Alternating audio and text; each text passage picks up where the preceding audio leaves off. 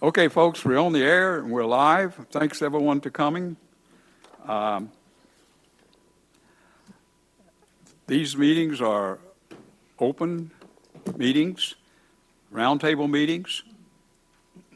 Anytime you'd like to make a comment, all you have to do is raise your hand. We do not limit anyone to 3 minutes, but we have a soft gavel. Obviously, we can't let people run on because we out of here at 8 o'clock every day. Every meeting. We've only missed once, and I was reminded of that today, that we went to 8:15 17. And I still remember it well.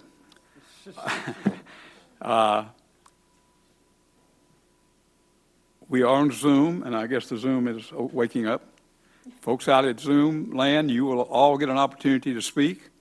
So raise your hand or use the phone system.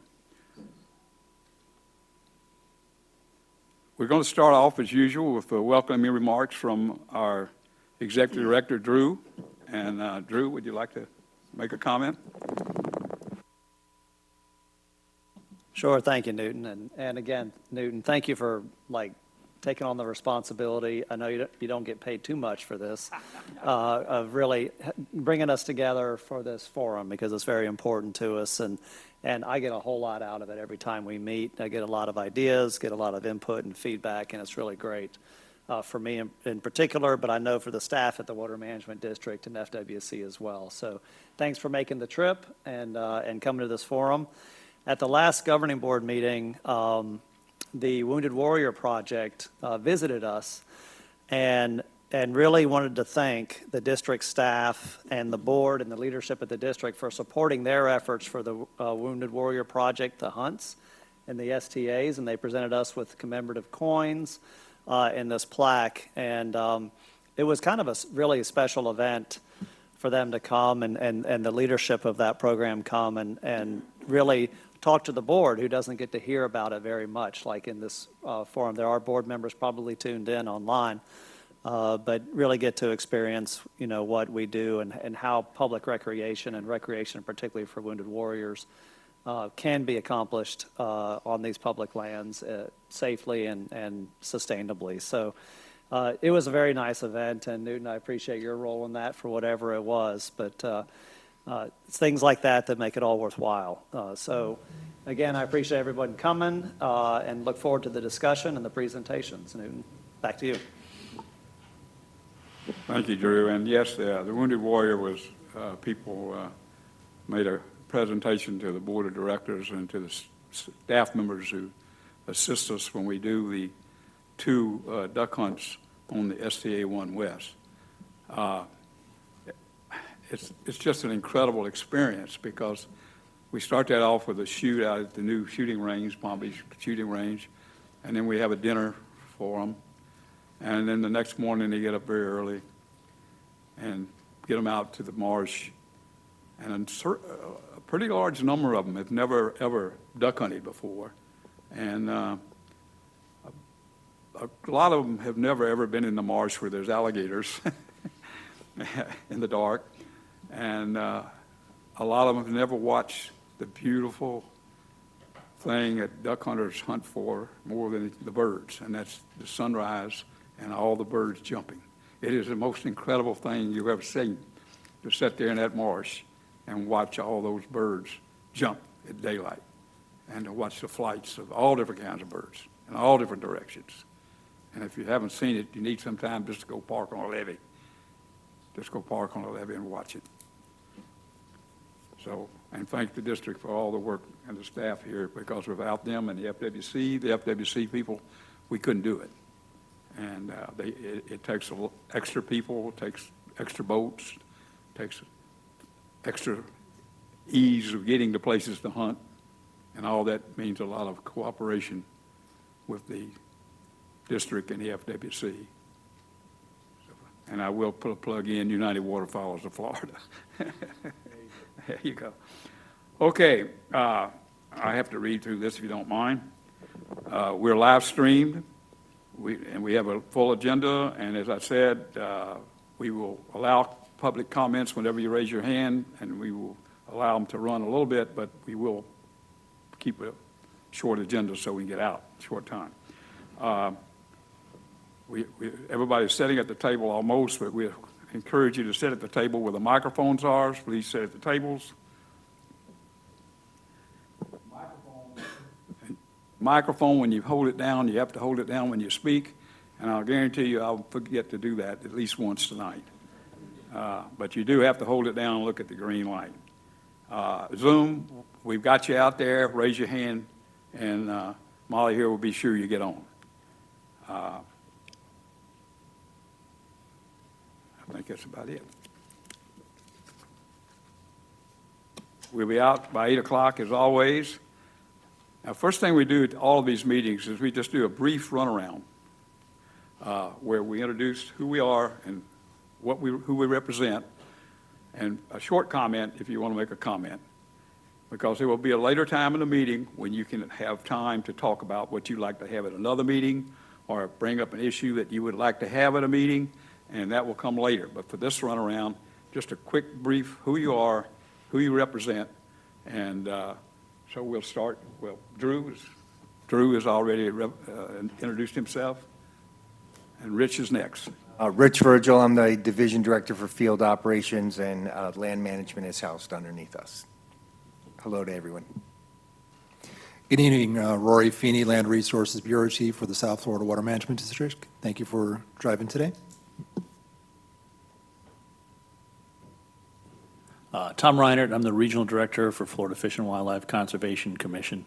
And Newton, if I may take a moment, I do want to mention that we have a new Executive Director. Roger Young was at our last commission meeting. Roger Young was installed as our new Executive Director, and Roger has a long career with our agency, 27 years with our Division of Law Enforcement, and he now takes over for Eric Sutton as our Executive Director. And we really thank Thomas Eason for being the interim director. He still remains as Assistant Executive Director, and he kind of ran the show since last December, but Roger has taken over now and is in full swing. And of course, new to the job, some new catastrophe shows up, and we now have chronic wasting disease in Florida, and that's something that we can maybe talk about later, but that was discovered in Holmes County, just 6 miles from the Alabama border. This is something we've been trying to prevent, as many of you know, through our rule process and changing things about captive and processed cervids, the deer family coming into the state. But it is now officially here, and we're taking measures to address that. And a lot more information is on our website. Just go to our main myfwc.com page. There's a lot of resources there for you. James Erskine, Everglades Coordinator with the Florida Fish and Wildlife Conservation Commission. Cheyenne Walker, the Public Hunting Areas Biologist for South Region. Dan West, Director with Broward County Parks and Recreation Department. Josh Wilsey, Florida Fish and Wildlife Division of Freshwater Fisheries Management. Pete Lum, FSCA. Bishop Wright, Florida Sportsman's Conservation Association and the Florida Airboat Association. Larry Daniels, Florida Airboat Association. Tom Schmidt, Florida Airboat Association. Billy Boatwright, Florida Sportsman's Conservation Association. Matt Nelson, Florida Sportsman Conservation Association, and Lake Okeechobee Airboat Association. Mark Rivard, FSCA. Richard Martinez, Florida Chapter Backcountry Hunters and Anglers. Dalton Wyrock, Kissimmee River Valley Sportsmen's Association. Jerry Bridges, KRVSA. Brad Wyrock, Kissimmee River Valley Sportsman, Florida Airboat Association. Mike Atchison, just the waterfowler.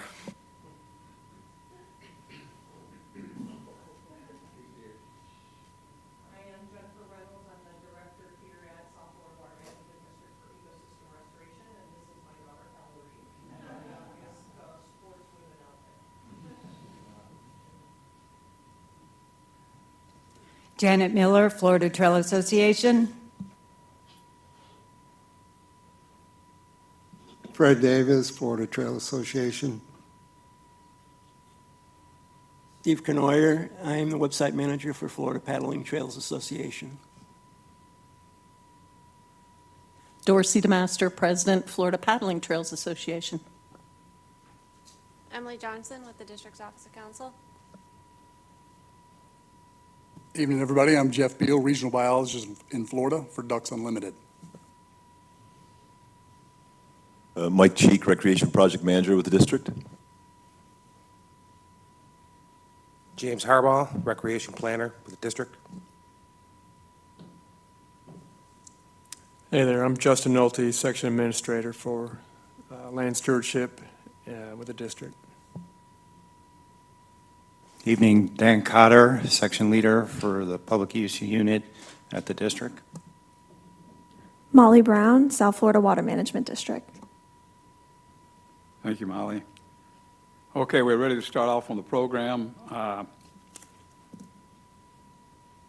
Dan Rest, the Director of Broward County Parks and Recreation Division, is to provide an update on the Route 27 boat ramps. Now, Dan, I'll ask you to identify closely the ramp that we're talking about, because as you know, there's at least 3 individual ramps that we're out there. And then also, I think we've had a comment on Sawgrass Everglades, which is another ramp with a problem, but it does not involve your particular area, I don't think, that much. So thank you for being here, and you're welcome to speak from there or the podium, whatever you would like. Thank you. This is just fine for me. So, hi, everyone. It should be very quick. Recently, our board in Broward County approved the acquisition in the sense of getting a permit from South Florida Water Management District soon. We have not obtained that yet, but we did get permission to work with FDOT on a repaving and restriping project of the ramp. The US 27 boat ramp, as I see it, is the one right across from the Sawgrass, the Recreation Airboat Center there, facility. That one is the one that we're looking at. Obviously, there's a lot of work to be done, but our first and foremost, I guess, next step is to get FDOT to do the repaving, restriping. Then after that, we've been working with Dr. Reinert and FWC to determine how we quickly open that ramp after it's repaved and restriped. Of course, we have to go through the right-of-way permitting process with South Florida Water Management District.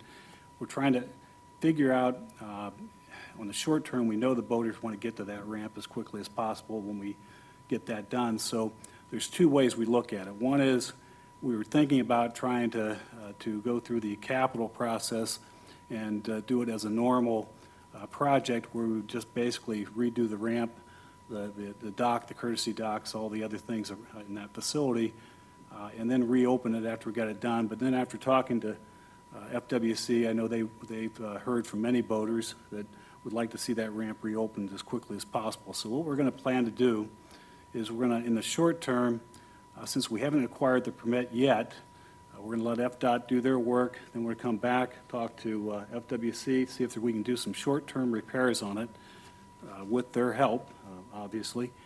They look at it from their assessment, and our assessment's a little different, but at the end of the day, it looks like it needs some work. Concrete planks on the surface of the ramp, some of those were crushed, and there's just some work that needs to be done there, but they've determined that they probably can do that as a short-term fix. So we'll work with them, see how we do the permitting process. But at the end of the day, if we can get it open as soon as possible, that's great. Then long-term, we hope to do a phased-in project with our Broward Boater Improvement Funds, as well as state funds, wildlife, and any other grant sources to really make it into a nice boat ramp facility for the long term. And if you've been to some of our other facilities, we try very hard to do that. But at the same point in time, we know it takes a while for us. It usually takes us a couple of years. So our goal is to get it open and then go back in a couple of years and do the rest of the work through a grant project. So that's, I can take any questions if you need to, if you have anything, or if any other comments. Thank you. Okay, Dan is open for questions. Anyone here have a question? How's Zoom? There are no hands raised. Okay. Dan, this boat ramp is the one that's just a bit south of the one that's now open, is that correct? The one on the west, that's on the west side, that is probably about 6 or 8 miles north of Sawgrass. And this one's the one that's south of that. There's a couple of them down there, Yes, as you there's know, a not couple. working. This is just south. And we really need one. I mean, if we got one working, we'd be very happy.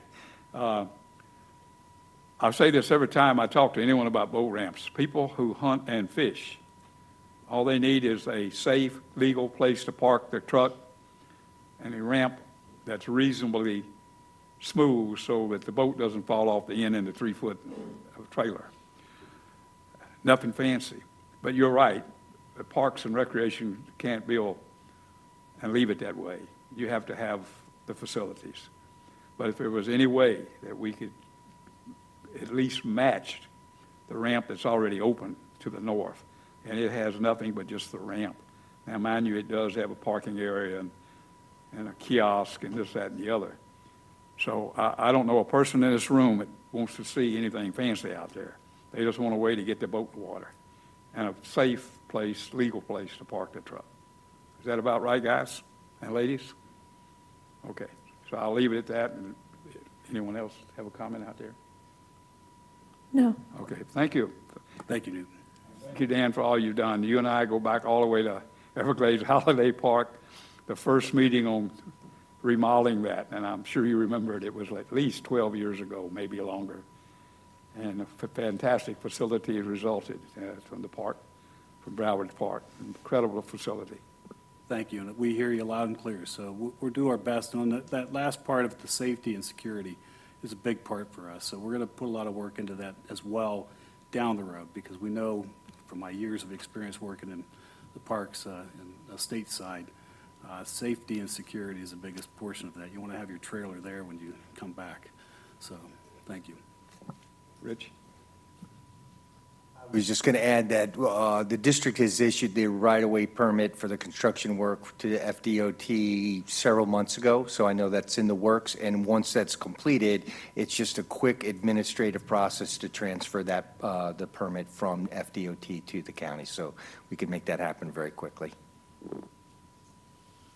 Thank you very much, Dan. I just want to give a shout out to John Monty, who's over in the Bahamas, and he's trying to Zoom tonight, but he texted me that it's impossible. This is a subject he's been working on for at least 10 years. So thank you very much, Dan. Okay, next on the agenda is an overview of the Florida Paddling Trails Association. Dorsey DeMaster is the president, is going to make the presentation. We try to have a stakeholder make a presentation at each of our meetings, and we're just really glad to have the first presentation from the Florida Paddle Association, and we hope you'll come back. And all the people out there who have associations, just contact Molly, because we want to be sure everybody, hikers, bikers, boaters, kayakers, all get a chance to participate in this meeting. Thank you, and okay, Dorsey.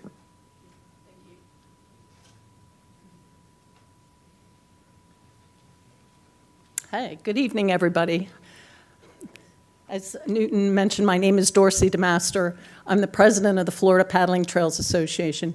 Just like all of you, we have our associations. We're here to represent our thoughts and our inputs of people who we represent. So the Florida Paddling Trails Association, our mission, which I'll go through here in a minute, is we are here to represent paddlers. We provide information to paddlers.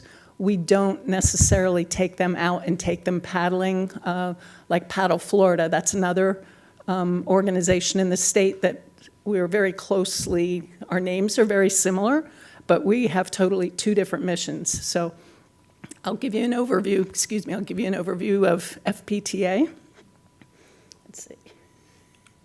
All right. So before I give you an overview of the Florida Paddling Trails Association, I have to tell you about the CT, okay? And I'm just going to give you an overview of what that is because the Florida Paddling Trails Association is who we are because of the CT, okay?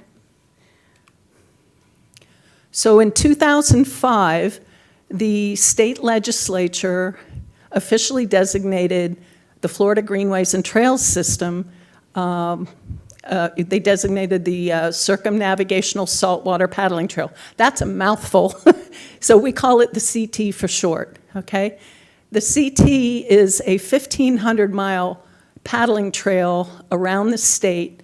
It was scouted out in 2005 after legislature had said we shall do this and make this paddling trail.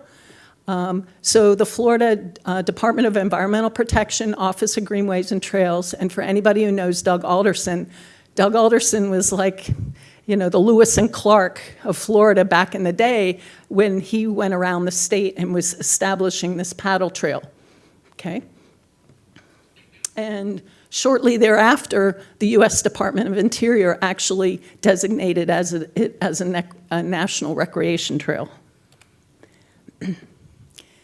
Shortly thereafter, basically about 2 years, the Office of Greenways and Trails office said we need somebody to manage this trail, just like the Florida Trail Association, which we actually, Doug Alderson went and benchmarked the Florida Trails Association. If you looked at our charters, they're very similar, but you need somebody to maintain and support that trail, right? So that's how the Florida Paddling Trails Association got started. So with that background in mind, so the official start of the CT, it's at Big Lagoon State Park near the Alabama border, and the other end of it is Fort Clinch up by the Georgia border. There's two ways to do it. You can start at the Alabama border and go around and end at the Georgia border, or go the other way around. That's just one way to do it. Clockwise or counterclockwise. There's also another way you can do it. You can do what is called a through paddle, which the Florida Trails Association, they have through hikers, through paddlers, same concept. You go from starting point and you go. You have your down days, you have your rest days, but you just go. And that averages about 3 to 4 months to do that 1,500-mile paddle around the whole entire state. Okay. Another way to do it is to be a section paddler, where you just jump around and you do areas which are convenient for you based on weather and wind. Especially if you live in the state of Florida, you can bounce around and do, but they have to connect. All the points have to connect. One thing really neat about this paddling trail, and I can understand why there was such emphasis to get one established, is it is one heck of a way to see Florida. It takes you from sugary sand of the Panhandle to the remote beauty of the Big Bend, the Everglades, turquoise water of the Keys, and also to our ever-growing cities in Florida. To date, since it was established back in 2005, 38 people have completed it. 31 were men, 7 were women. The shortest time, which actually was just completed this year, was 44 days to do 1,500 miles. These 2 guys that did it, believe it or not, they weren't in their 20s. They were in their mid-50s, mid-60s, and they averaged about 50, 60 miles a day in their kayaks. The longest time it took somebody to do it was 13 years, 9 months, and 27 days. But they lived in Florida. He's sitting right over there. The oldest person to complete the trail was 73 years old. The youngest, I believe, was like 22. And only one person has done it twice. Okay? Currently, we have 13 people registered to paddle this trail. Now, the Florida Paddling Trails Association, our mission is, number one, to develop and maintain this paddling trail, just like the Florida Trail Association does. We have 1,500 miles. It's a combination of primitive campsites, states, county parks, commercial lodging.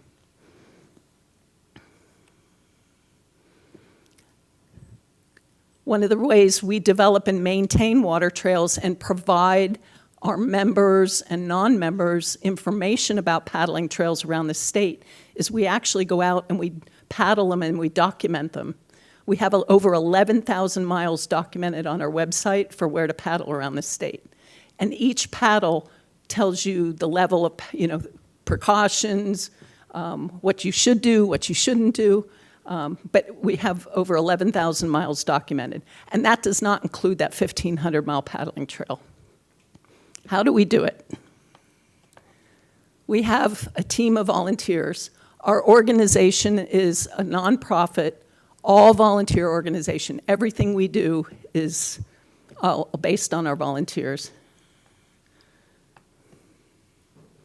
It takes a lot of coordination and relationships, and I really emphasize the relationships part of it, and I'm sure all of you sitting at this table understand what I mean.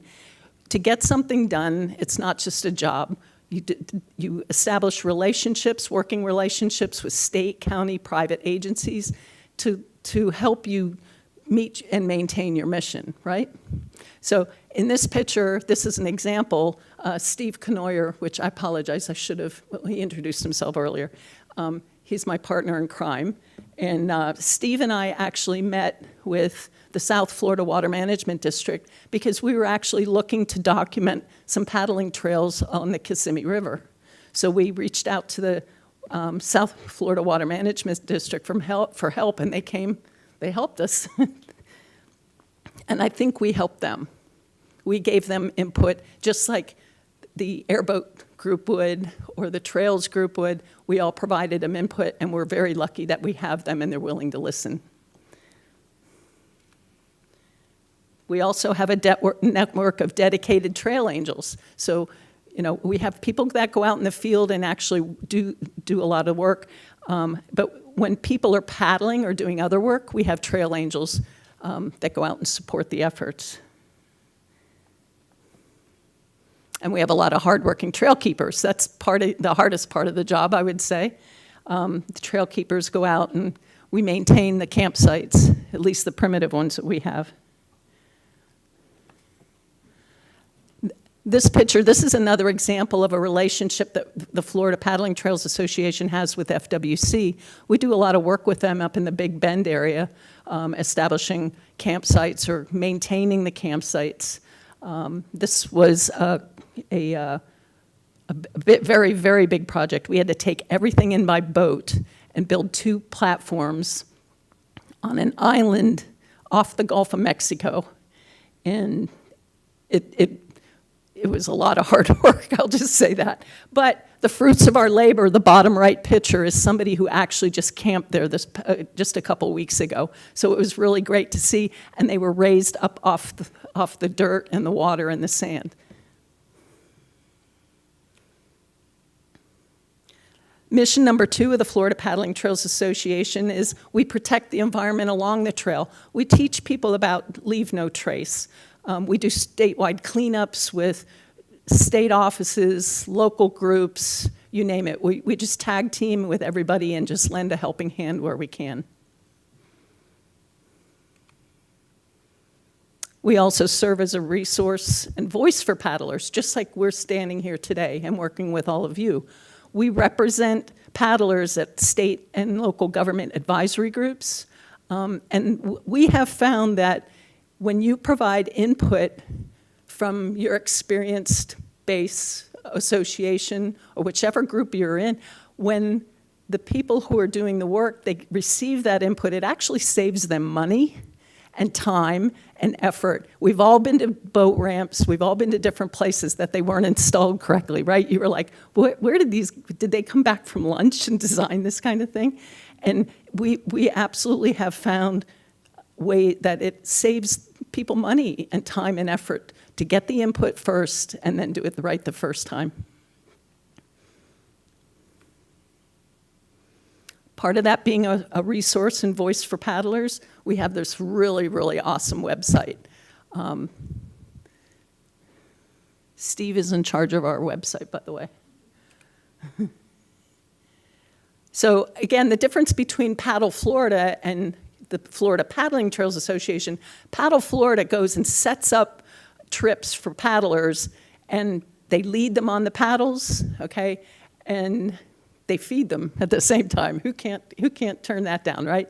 We're different. We provide information for paddlers that want to do it on their own and venture out on their own. This is an example of our website, of the maps that we have. You have maps that you can actually print off, and you can download sheets that give you the information about the paddle. Again, whether it's open water, closed water, whether you should be, if it's okay for a beginner or you need to be an intermediate paddler. Am I missing anything there you want to? Distances, yeah, distances, camping sites, boat launches. We have the most comprehensive, I would absolutely say, we have the most comprehensive interactive map of Florida that shows all the boat ramps and the locations and the information for all of them. So anybody can tap into them. You know, you don't have to be, you know, it's there for everybody's use right now. Of course, we have a store. The store helps fund our organization. So when you purchase something on our store, it turns around and supports passionate paddlers like most of us, yeah? And when you buy things on the store, the money goes toward helping us run our machine, basically, okay? But it also helps us fund what we call the Legacy Fund, which we actually teach youth how to, we give grants to outfitters that teach the next generation of paddlers how to be good stewards of the water, and how to kayak safely, how to do things right. Okay, so in summary, I talked about the CT. I had to talk about the CT a little bit, give you a little bit of background of what the CT was, the Circumnavigational Saltwater Paddling Trail, because that's how the Florida Paddling Trails Association came to be. Again, we maintain and support the trail, but we do much more, a lot more since then. We have an awesome website, okay, thefloridapaddlingtrails.com. And if anybody has any questions afterwards, my email address is up there. Okay. And I guess that's it. Are there any questions or comments? Thank you. I'm sure we're going to have some questions. Okay. I complain about a 100-yard paddle out in the SDA to find a duck. When I look at that, I see some people paddle all the way around Florida. That's incredible. I mean, that's just incredible. Think about that. And I know we have a hiker, Fred here, from the hikers, and I don't know whether anybody's accomplished walking all the way around Florida on the border. You might ought to check that, Fred. That's quite a challenge. Any questions? Yeah. Anyone here? Okay, Bishop, fine. So when you, did you paddle all that lumber in a kayak or canoe or? So the lumber, FWC brought it out in one of their boats. I'm talking, there probably was like 10 bags of cement and lumber, and we brought it out into a boat, parked the boat, and we unloaded it one at a time, everything, and did all the work there. Well, if the Florida Airboat Association can ever help you or assist you, don't be afraid to call us. We've done multiple projects like that in the past, so. Okay, great. All right. I'll get We'll your be glad card. to help. Thank you. Speaking of airboats, and when you're on an airboat trail, I hope you have a 10-foot pole and an orange flag on top of it. Mm-hmm. And that's the law inside the marshes, in fact, in fresh water. I mean, that's an accident ready to happen. All of us duck hunters running around out there in the marsh hiding, and then we have our good friends running around in airboats. And if we're well hidden, you can bet one thing, they're not going to see you till they hit you. Yeah. So that's just a safety precaution. Anyone else have a question here? I know we have at least one on Zoom. Okay, Molly? Yes, we'll hear from Daniel Watson. Mr. Watson, please unmute. Good evening, everyone. Thank you, Molly and Newton.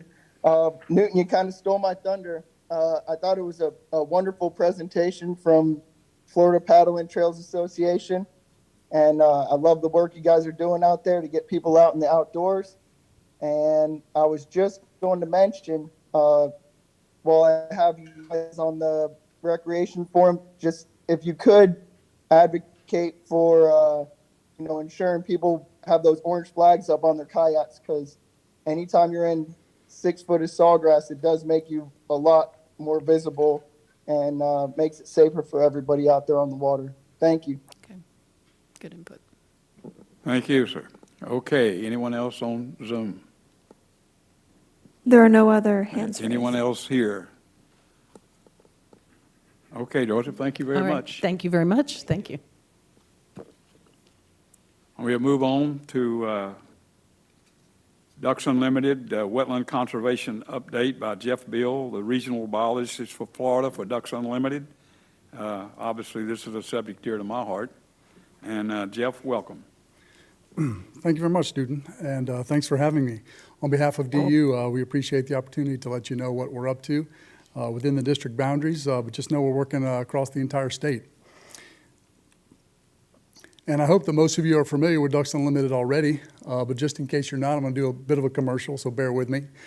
It's a nonprofit that's been in existence since 1937 that started as an advocate for North American waterfowl populations during the Dust Bowl era of our country, and has become a world leader in wetland conservation. And when I say conservation, I mean both acquisition and restoration of wetlands.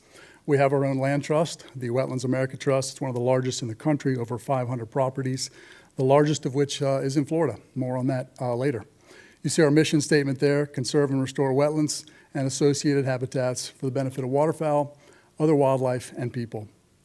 We're a team of biologists like myself, surveyors, engineers, fundraising staff, and research staff with over 1 million members worldwide. And most people ask me this question when they first get to know us: where's the money go? So here's a slide to give you that indication. As you can see, very lean operation. 82% of what we take in goes out directly into conservation. As you look at the pie chart there, about 21% is events, sponsorships, and memberships. It's $35 a year to be a DU member. If you do it now, you get a hat and a cooler, by the way. And if you've never been to a DU event, I encourage you to do that. We have them pretty much almost every weekend, somewhere around the state. It's a good time, and you probably walk away with some really good stuff if you go. But we're going to focus tonight on these other two categories: one of donations, land donations specifically we're going to talk about, and then also 48% of our money comes through grants, mostly federal grants. We're going to be focusing on that as well tonight. So one of the great accomplishments for us 2 years ago, we were able to celebrate 15 million acres conserved in North America, which is just a tremendous accomplishment. What does that mean in Florida? Well, as of the first of this month, over 69,000 acres conserved, over $20 million in projects, and we're currently sitting at around 16,000 members in the state of Florida. You can see the focus counties by acreage at this point. 15 million acres, kind of hard to wrap your head around, so I like to put this graphic up. If we were to conserve 15 million acres just in Florida, that would be about 1/3 of the state. So it kind of gives you an idea about how tremendous these figures are. And we like to say, after doing this for so long, that we can tell you that about $250 conserves 1 acre of wetlands. Florida is part of an ongoing legacy within the Southeast, an initiative we started about a decade ago called the Southeast Wetlands Initiative. So you can see many projects there within the Southeast that we're focusing on. That's from Virginia to Florida. Need to update these numbers, but you can see there well over 700,000 acres conserved within that Southeast region as a result of this initiative. And in Florida, we have a long legacy. I've only been with DU for 3 years. I'm the first regional biologist in the state, but that's not to say we haven't worked in Florida, because we have, out of our Charleston office. And so there's just a highlight of some of the projects we've done in the past. And probably most famously, we've worked on places that are really well known for waterfowl hunting. The Goodman Broadmoor Marshes, for example, in southern Brevard County there, Guana, Hickory Mound, and others. So we have what I would consider to be a long legacy here. What we're going to do now is take a tour around the Water Management District, specifically your boundaries, and talk about some of the projects we've been involved in. And I'd like to start with the North Fork St. Lucie River. And this goes back to my former life with FWC, but DU is still involved in this, and I think it's important to highlight this. I think most of us are familiar with St. Lucie River, the South Fork in particular, and all the struggles we've had in terms of water quality. The North Fork also has its own history of manipulation. You might think of it as a small version of the Kissimmee River, in that it was straightened in the 1920s, leaving oxbows, that is river bends, unattached. And there's just a bit of a remnant, really, of the floodplain that's left. As you can see by the picture, it's crowded out by urbanization. And we were able to put together this feasibility plan to restore a lot of those floodplains, restore oxbows, reconnect them to the river, and that work continues. And that was a partnership with FWC and the district and others, and that continues with DU and with FWC still leading the charge there. But I wanted to highlight one of the oxbows that was reconnected because it was in fact on district land. This Struzula parcel in the upper reaches of the North Fork was reconnected. You can see the old river course there. When they dredged the river, they just piled everything up on the banks and isolated those oxbows. And so we were able to reconnect that many years ago. And here's what that looks like in a time series. So it's really important for those backwater habitats. By the way, when you do those reconnections, you get juvenile redfish, which need that low salinity habitat. You get those within weeks of reconnecting. And of course, they're important for snook and tarpon and so many other things as well, largemouth bass, et cetera. So now we're going to turn our focus to the federal grants, as I mentioned. You know, we very much make use of these for the conservation work we do. And specifically, there's one grant that we've had great success with, and that's the NAWCA. That stands for North American Wetland Conservation Act. So this is a federal program that's run through U.S. Fish and Wildlife Service. And whenever you apply for one of these, which happens every 6 months, they're due in July and February, you need to have a budget of 2 to 1. That is, if you ask for $1 million, you need $2 million in match. So sometimes it's tough to get that done. And one of the exciting things that happened to us in the last couple of years was a land donation, as I mentioned, the largest one that we hold, and that is in the Kissimmee Basin, it's known as the DeLuca Preserve. So as a result of that land donation, we were able to start a series of NAWCA proposals that we referred to as South Florida Ecosystem Wetlands. Basically, we drew an east-west line through Gainesville and said anything south of that line are projects that we can work on using the DeLuca land value. At this point, you can ask for $3 million in federal money. As of this year, in the past, you could only ask for $1 million. So this has increased, so now you're looking at needing $6 million in match if you want to ask for $3 million. And we use not only DeLuca land value as part of this, but we also use match from various partners. And they're some of the key ones we've used. FWC, South Florida Water Management District, U.S. Fish, Everglades National Park, and various counties. And we very much appreciate the work that we've done with South Florida. You're going to hear more about that in the coming slides. But they'll provide match in terms of staff time for permitting, or anytime a given parcel has exotic removal on it, so all the contracting herbicide work, for example, we can use that as match for this federal series. The DeLuca parcel is a very beautiful place. It was supposed to become a development. Thankfully, it didn't. The DeLuca family of Subway sandwich fame decided to donate this property to the University of Florida with Ducks Unlimited holding the conservation easement on it. It's about 27,000 acres, and it has a land value of somewhere around $90 million. But we were able to use $25 million of that land value as match for NAWCA. So the point here is when we apply for these federal funds, yes, we're looking for partners to bring their match, but we also have match that we can use from the land donation, and we can do this over a 5-year period. Again, it's a very beautiful property. It's got some pretty rare things on it. Hooded pitcher plants, carnivorous plants that eat bugs, and Florida grasshopper sparrow, one of the most imperiled species that we have in North America. Right now, we're working on a hydrologic model with our partner, University of Florida, to look at restoring this landscape, much like what's happening with so many other properties within the Kissimmee Basin. So I'm just going to highlight some of the other projects we've done with NAWCA funds. Right here in our backyard, we've done some work on Jonathan Dickinson State Park, replumbing. We reconnected the last oxbow to be done on Loxahatchee River at Moonshine Creek. We also help with acquisition, as I mentioned. Triple Diamond Ranch is a place that U.S. Fish and Wildlife Service has been focusing on, and we were able to help them get the latest piece of this, 2,000 acres. And as you can see, that Everglades headwaters is really important to us. That's where the DeLuca property sits within that region. Triple Diamond Ranch is just to the south of that. So this is a key focus area for us in terms of of conservation of wetlands, as it is for the district, of course, because of so much hydrologic connection. This is, of course, the headwaters of the Everglades. We've also done some work on Gardner Cobb Marsh, another district property, just south of Cypress Lake. This was about 6,400 acres of wetland restoration. The landscape was riddled with ditches and dikes, and we were able to push those dikes back into the ditches, as you can see in the picture there, and restore sheet flow across this landscape so it functions as it did historically. Projects that we're actively working on now are Dupuy Management Area, another district property, and Loxahatchee National Wildlife Refuge.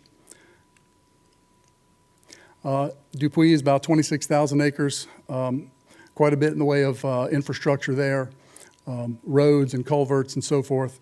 And so we're going about replumbing these, replacing a lot of old culverts, and just basically putting it back as best we can as it should function. And so this is actively happening. I'll be out tomorrow to check on our contractor, and we're working at the northernmost 1,500 acres of Dupuy at this point. And then at Loxahatchee, working on what they call the sea cells. These were created in the 1950s specifically for waterfowl.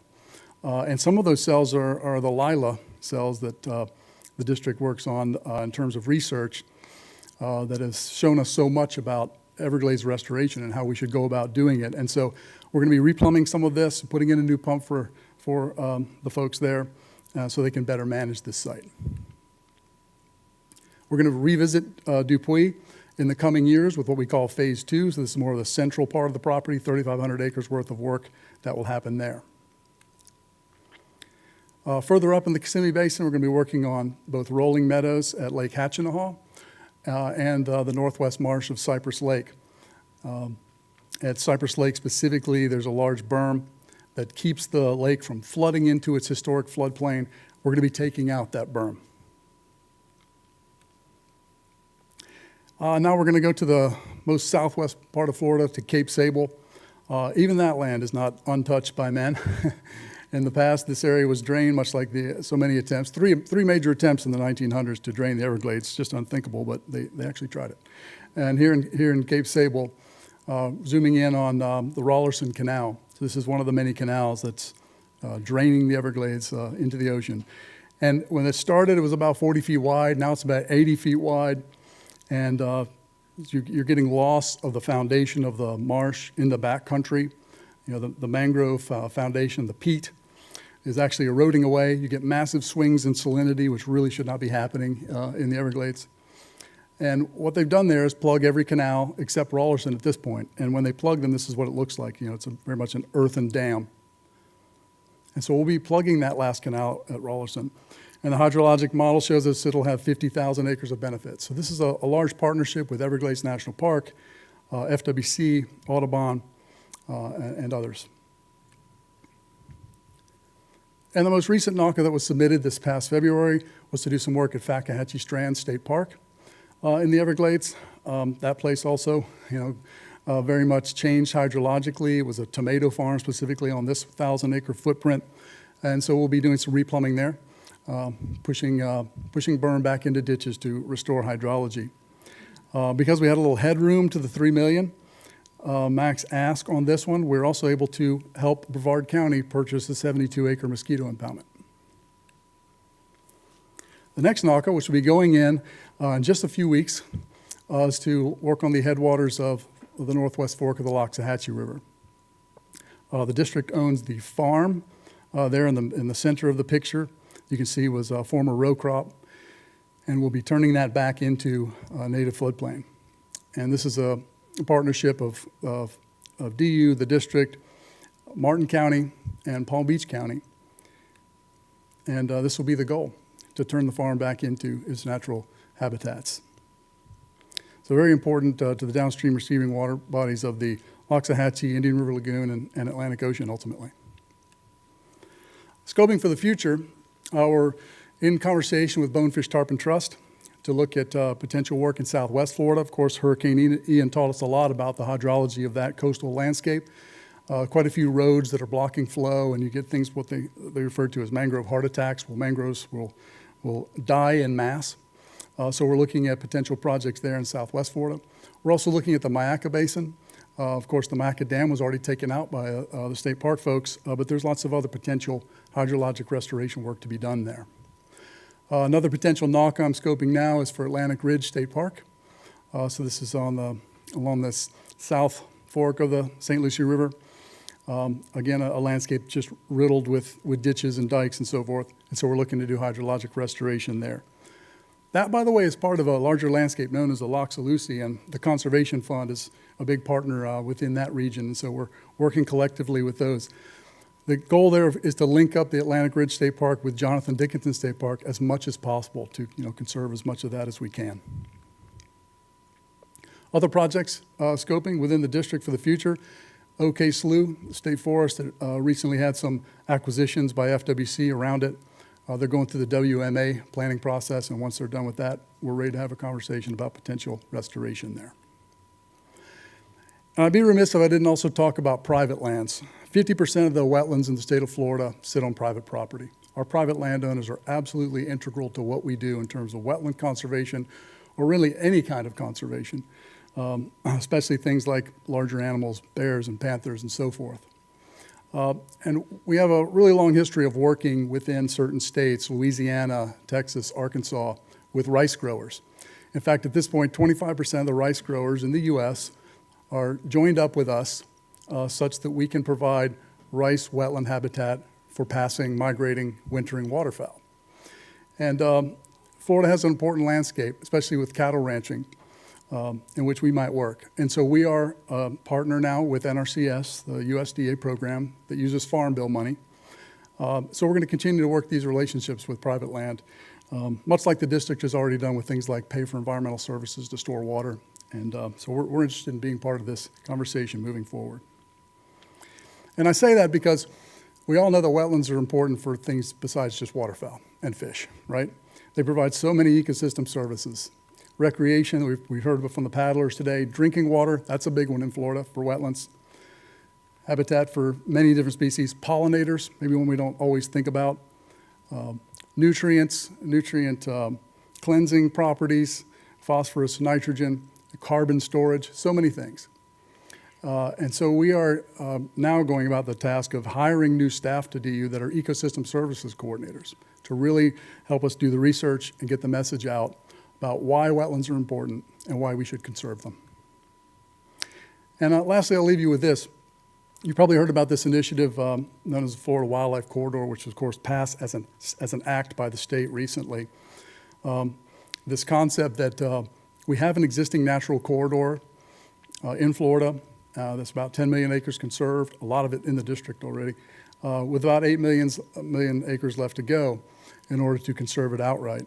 And so we're going to be a big part of this conversation as we continue to prioritize areas that we're going to be focusing on, especially in terms of wetland acquisition. We're working closely with these folks. And really, we're already part of this. The DeLuca property that I mentioned falls within the corridor. Another property we purchased for St. Mark's National Wildlife Refuge in the Panhandle, as well as Triple Diamond Ranch that you've heard about. So thank you for your time. I want to say thanks to all of you because I know that you care about wetlands like we do. And we want to continue to partner with you. And I'll also give a shout out to United Waterfowlers in Newton. We partner with them regularly, and we appreciate all that they're doing. And lastly, I'll leave you with this. We now have yet another license plate in Florida, like we needed another one, I guess. But this is a great one for us. This helps us raise money to do what we do in this state. So there's now a Florida DU tag. Thanks so much. Thank you, Jeff. I don't have to tell you guys how much I love the duck hunting and the ducks. I shot my first duck on Reelfoot Lake. I was 14 years old in 1955. I remember it like yesterday. I could tell you every minute and second, and I won't bore you with it, but it was exciting. But I will say this, it was what we call a blackjack, and it's a rainneck duck here. And my uncle and my brother, who was 12 years old, was in a blind close to us, and he hollered, "Who the hell shot that trash duck?" because I had shot a blackjack. We only shoot greenheads here. And I learned something about tradition and duck hunting. And I was happy, though, it was my first duck. Ducks Unlimited, being from Memphis, I was Ducks Unlimited before Ducks Unlimited was cool, probably.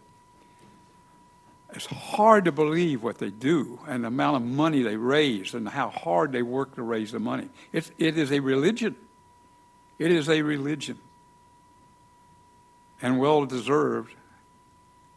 And the results are incredible because I don't think there's any other 501c3 out there does anywhere close to what they do, saving the wild lands and wild country that we have.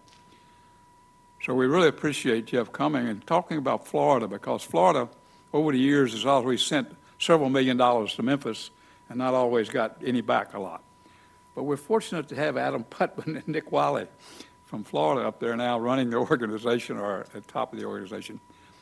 And we have seen a tremendous change in the organization, and not only that, the people down here are working twice as hard as they used to raise more money to send to Memphis. I said something a while ago about watching the birds jump at daylight. That's what they do. Okay. Anybody have any questions around the table? Jeff, excellent presentation. Thank you. I just want to thank Ducks Unlimited for their ongoing support in the previous projects we've worked on together, like Gardner and Cobb. It should be noted that you did a lot of the engineering behind that project as well. So there's a lot that goes behind the scenes besides just pushing dirt and taking out culverts. So that speeds up projects, makes them that much more efficient, gets the results quicker. So thank you. Thanks, Ducks Unlimited, for that.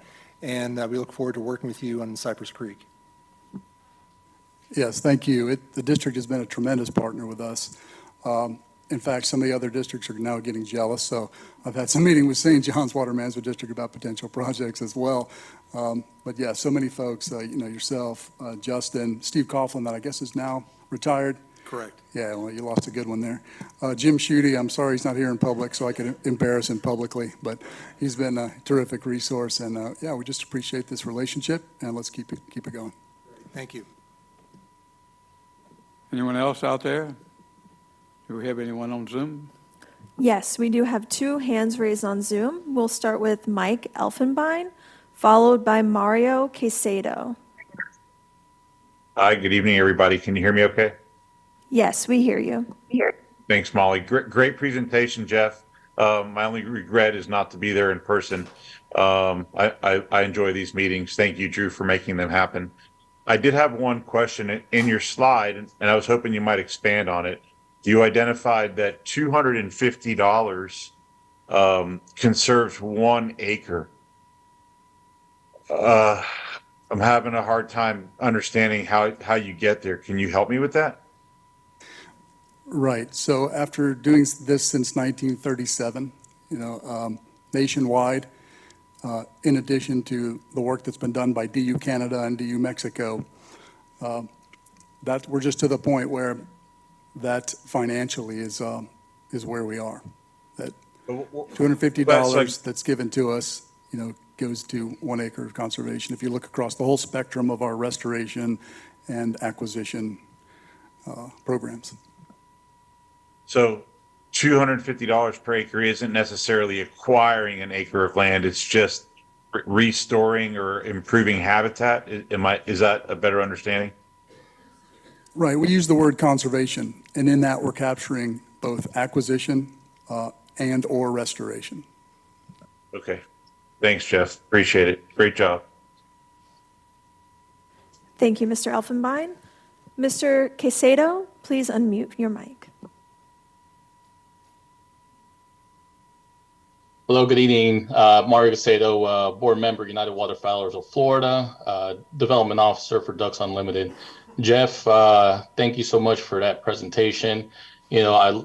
One of the things you hear a lot is, what is Ducks Unlimited doing for me? And I feel that everybody should see this presentation Jeff just put together, because I think it's a pretty clear answer on what it is that Ducks Unlimited is doing.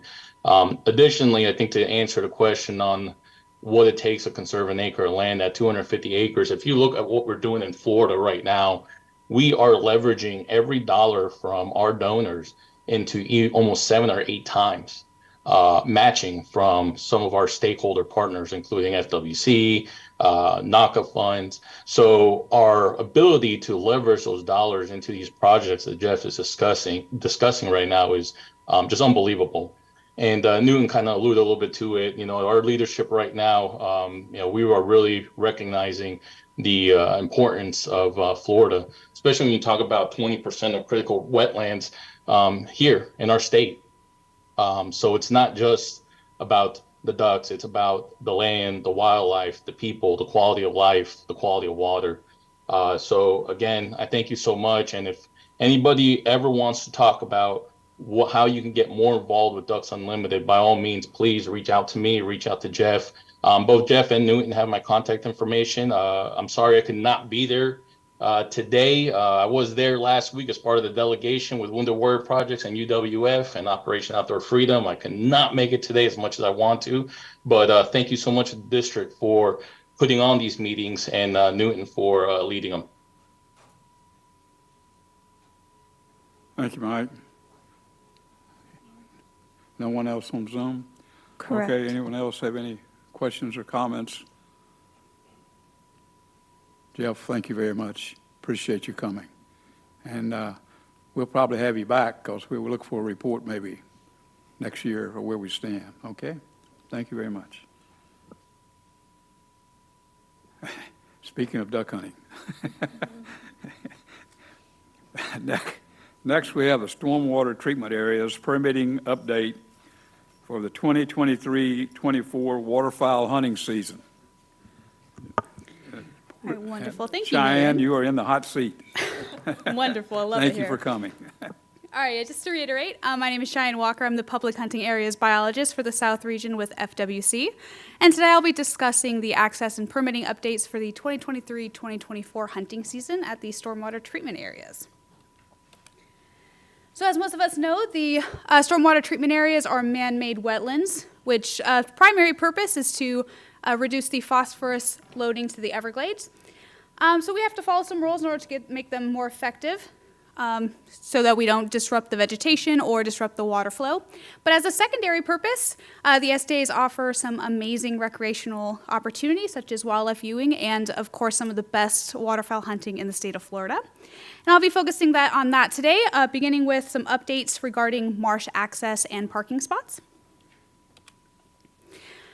So if you're a hunter, you probably know that the best time to hunt waterfowl is going to be during dawn and dusk. And some of our afternoon hunters have brought to our attention some concerns regarding them being able to utilize these prime dusk hours while also being able to get to the checkout station on time.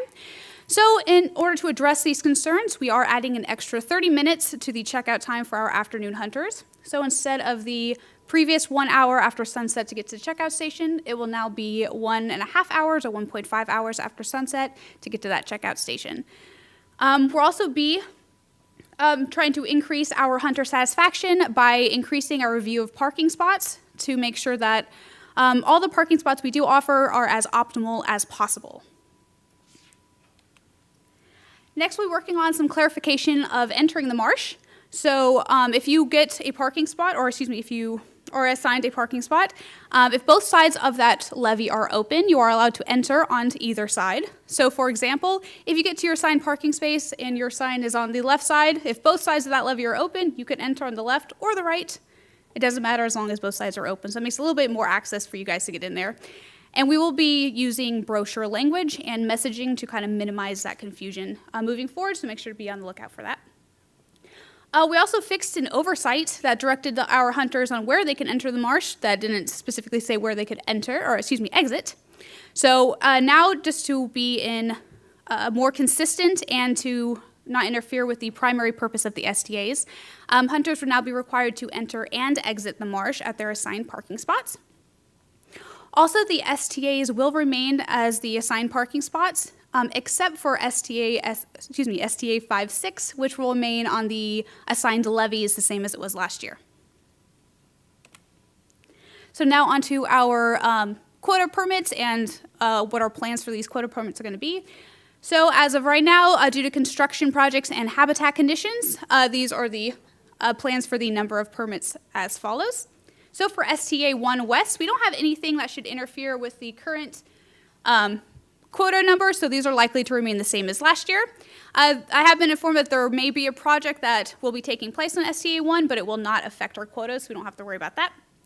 For STA 2, there is going to be construction on the area, so due to that construction, we'll be moving our Saturday hunts to Sundays, as long as construction is ongoing. And because of this, quota permits may need to be adjusted, but we don't have any exact whether they will or not be just potentially adjusted. For STA 3-4, just like STA 1, we don't really have anything that should affect these quota permits numbers, so these are likely to stay the same as last year.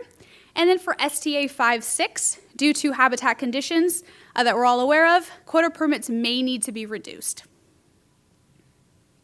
Oh, before I move on for that one, for these projects and different constructions that are happening on the STAs, James is going to be giving a presentation directly following mine, which will go into a lot more depth of what these construction projects are, so just hold on to that. So he'll have those answers for you. Next, we're going to be going over our permitting and standby opportunity process. As many of us know, last year it was a first-come, first-served system, and after listening to you guys, we have decided to discontinue doing that. So we will be moving instead to a random drawing, which is using the same established system that we have for our Phase 4 reissuance. And as you may be wondering, how will that work? Well, I'm glad you asked, because I'm about to go over it. So our hunters will be able to apply for a standby opportunity Sunday through Tuesday for the hunt that is happening the next week. So this drawing will take place on the Tuesday after the deadline, and you'll get the results either late that Tuesday or early the Wednesday. So just an example to make that make more sense. I actually have a pointer. Here we go. So this calendar right here is going to be just an example for the very first week of our duck, goose, and coot season. So if we wanted to apply for a standby opportunity for that very first weekend, which is November 18th or November 19th, we would have to apply for our standby opportunities the week before. So starting the Saturday the 11th would be the very first day that standby opportunity application would open, and it would be open all the way until Tuesday. Once the application deadline had closed, all of the applicants that had applied during this time period will go into a single lottery, and a random draw will be taken place, and all the awardees will be let know that they won either late that Tuesday or early that Wednesday. So that is a general idea of what will be happening next year. I will be sending out more brochure language and messaging in the future just for more clarification. And of course, if you guys have any questions regarding that, you can always feel free to reach out to me, and I'll be more than happy to answer any questions. As of right now, those are all of our updates, so I really appreciate you guys listening to me and taking the time to be here. Do you guys have any questions? I'm more than happy to answer. Thank you very much. Any questions here? Yes, sir. Richard Martinez, appreciate you guys taking the input regarding the afternoon and the extra 30 minutes. Really appreciate that. Of course. I've been in the situation where I'm still have ducks flying over and I'm rushing to get out of there. So really appreciate that. The one thing I wanted to ask was regarding the parking spaces. Mm-hmm. What would that review process be like? Great question. So just to begin with, the very first thing that we have done differently than we have in the past is we actually recently, it was just last week, we took a helicopter out to actually do a aerial survey to make sure that we can get parking spaces that were close or at least led to some really good areas with SAV in it. So that will help us create a better idea of how much quotas or how much parking spots we're reasonably able to have where you guys can get the best hunting opportunities as possible. I know I also personally plan to make trips closer out to the beginning of the hunts just to see if the spots are still viable. Those are so far the steps we're taking as of right now. Yes. And would that involve any stakeholders being present for any of that, or? We haven't thought that far into it just yet, but I would totally be okay if you guys wanted to show me some areas that you think would be good. I'd be totally open to that. Okay, anyone else here? I just want to clarify, the afternoon walk-ins are still by a draw at the check station, is that correct? Correct. Okay. So what will be is there will be a new program for the morning walk-in, which was described, and hopefully it will work better than one that we had. The afternoon will stay the same. I don't think there's really any other large changes. We've been discussing with the vegetation management people and the staff, hoping that there would be some ways of opening paths, I like to call them paths, to open water spots that are currently pretty well buried in the cattails. And the hunters are, of course, going to make a trail through those cattails, and it'd probably be preferred if the district and the vegetation managers were putting those in places that would be better for the STA. So there is consideration of the fact that we're losing a lot of the open water marshes to the cattails. Cubell is like a big axe hanging over these people's heads here, and 2026 is coming like in a hurry. So we have to be very patient, understanding that we're under a federal court order, and we have a Cubell point that's probably 13 parts per billion, and SDAs have been running 30, 40, and 50 parts per billion the last several years, although this year, past year they did better. They didn't get any lake water to speak of. So it is a situation that as hunters we have to understand we have absolutely no right to even put a foot on the side of that gate. It's all done because of the people here at the district and the FWC working to help get as many people as we can in the STAs. And when you look at STA 5, knowing that that was the first one open in 2002 or 3, people came from all over the world to hunt in STA 5. And today, nobody really wants to go there. It's a sad situation, but it's being worked on. That's all I can say. One year, we had 3 STAs open. 15% of all the ducks in Florida were killed on those 3 STAs. That's hard to believe. And we can get there again if we can get these STAs working properly and meeting at 13 parts per billion phosphorus. But we're all going to have to be patient while we try to work through this. Thank you. We do have several hands raised on Zoom. We'll start with Kyle Hoffman, followed by Philip Gambuza. Mr. Hoffman, would you please unmute? Hello, everybody. As far as the morning walk-ins, I know that it used to be done in the past, and there was a crazy lineup of hunters to get in the gates to try to get one of these morning walk-ins. Now, the thing with the standby opportunities online is that there's so many people that apply to these things and never actually show up. So a lot of the morning hunts last season, there were only so many permit holders that actually showed up, and there wasn't a chance to get those unused permits. I mean, has there been any more thoughts about that?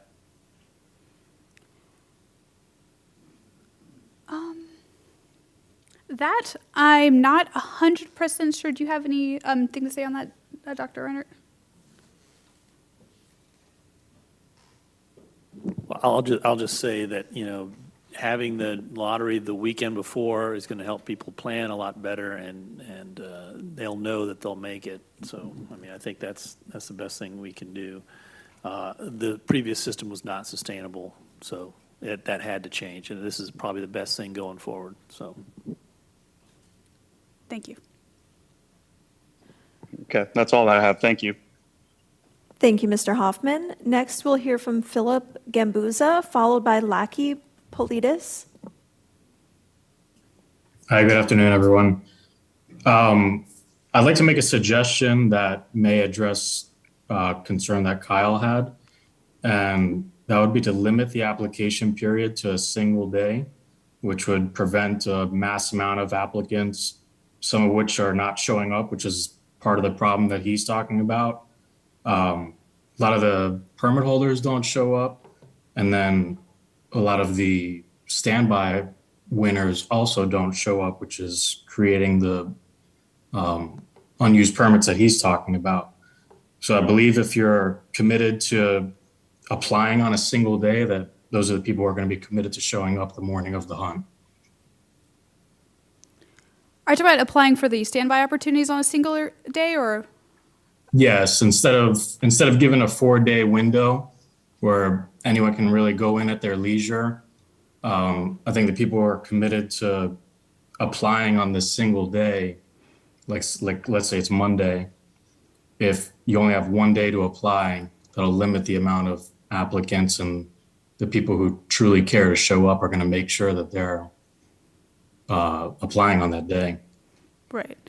I do understand where you're coming from with that suggestion. However, with the applications being open just a singular day, I feel like we would run into some of the similar issues that we would run in with the first come, first serve kind of system, which is why we had an extended application period to try to have as much of an availability for everyone to apply as they would like. I guess I can rephrase a bit. Yeah, sure. I think that the issue that I was personally experiencing last year, I think, was due to a server overload. Mm-hmm. So maybe however much time is needed to not overload the server, maybe it's 2 days or a day and a half, but 4 days, I think we're going to start seeing some problems that we've seen in the past with too many applicants and those who are applying just to apply because they're able to. Right. Yeah, that's something we could definitely take a note and explore in the future. I appreciate that recommendation. Thank you. Thank you. Thank you, Mr. Gambuza. Next, we'll hear from Laki Politis. Would you please unmute? First, I just wanted to say thank you very much for clarifying a lot of the new rules. My name is Laki Politis. I'm a member of the FSCA as well.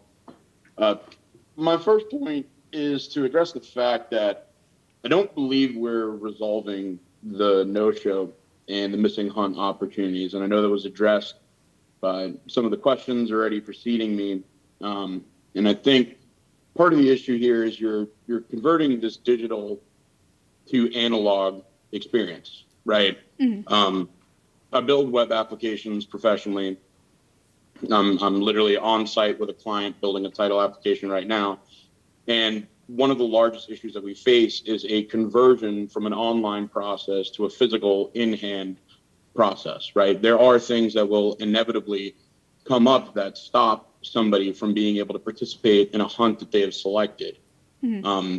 And I don't believe there's been an opportunity for hunters to provide a solution or to participate. I pay attention to a lot of these meetings, Cheyenne. I've been to several meetings.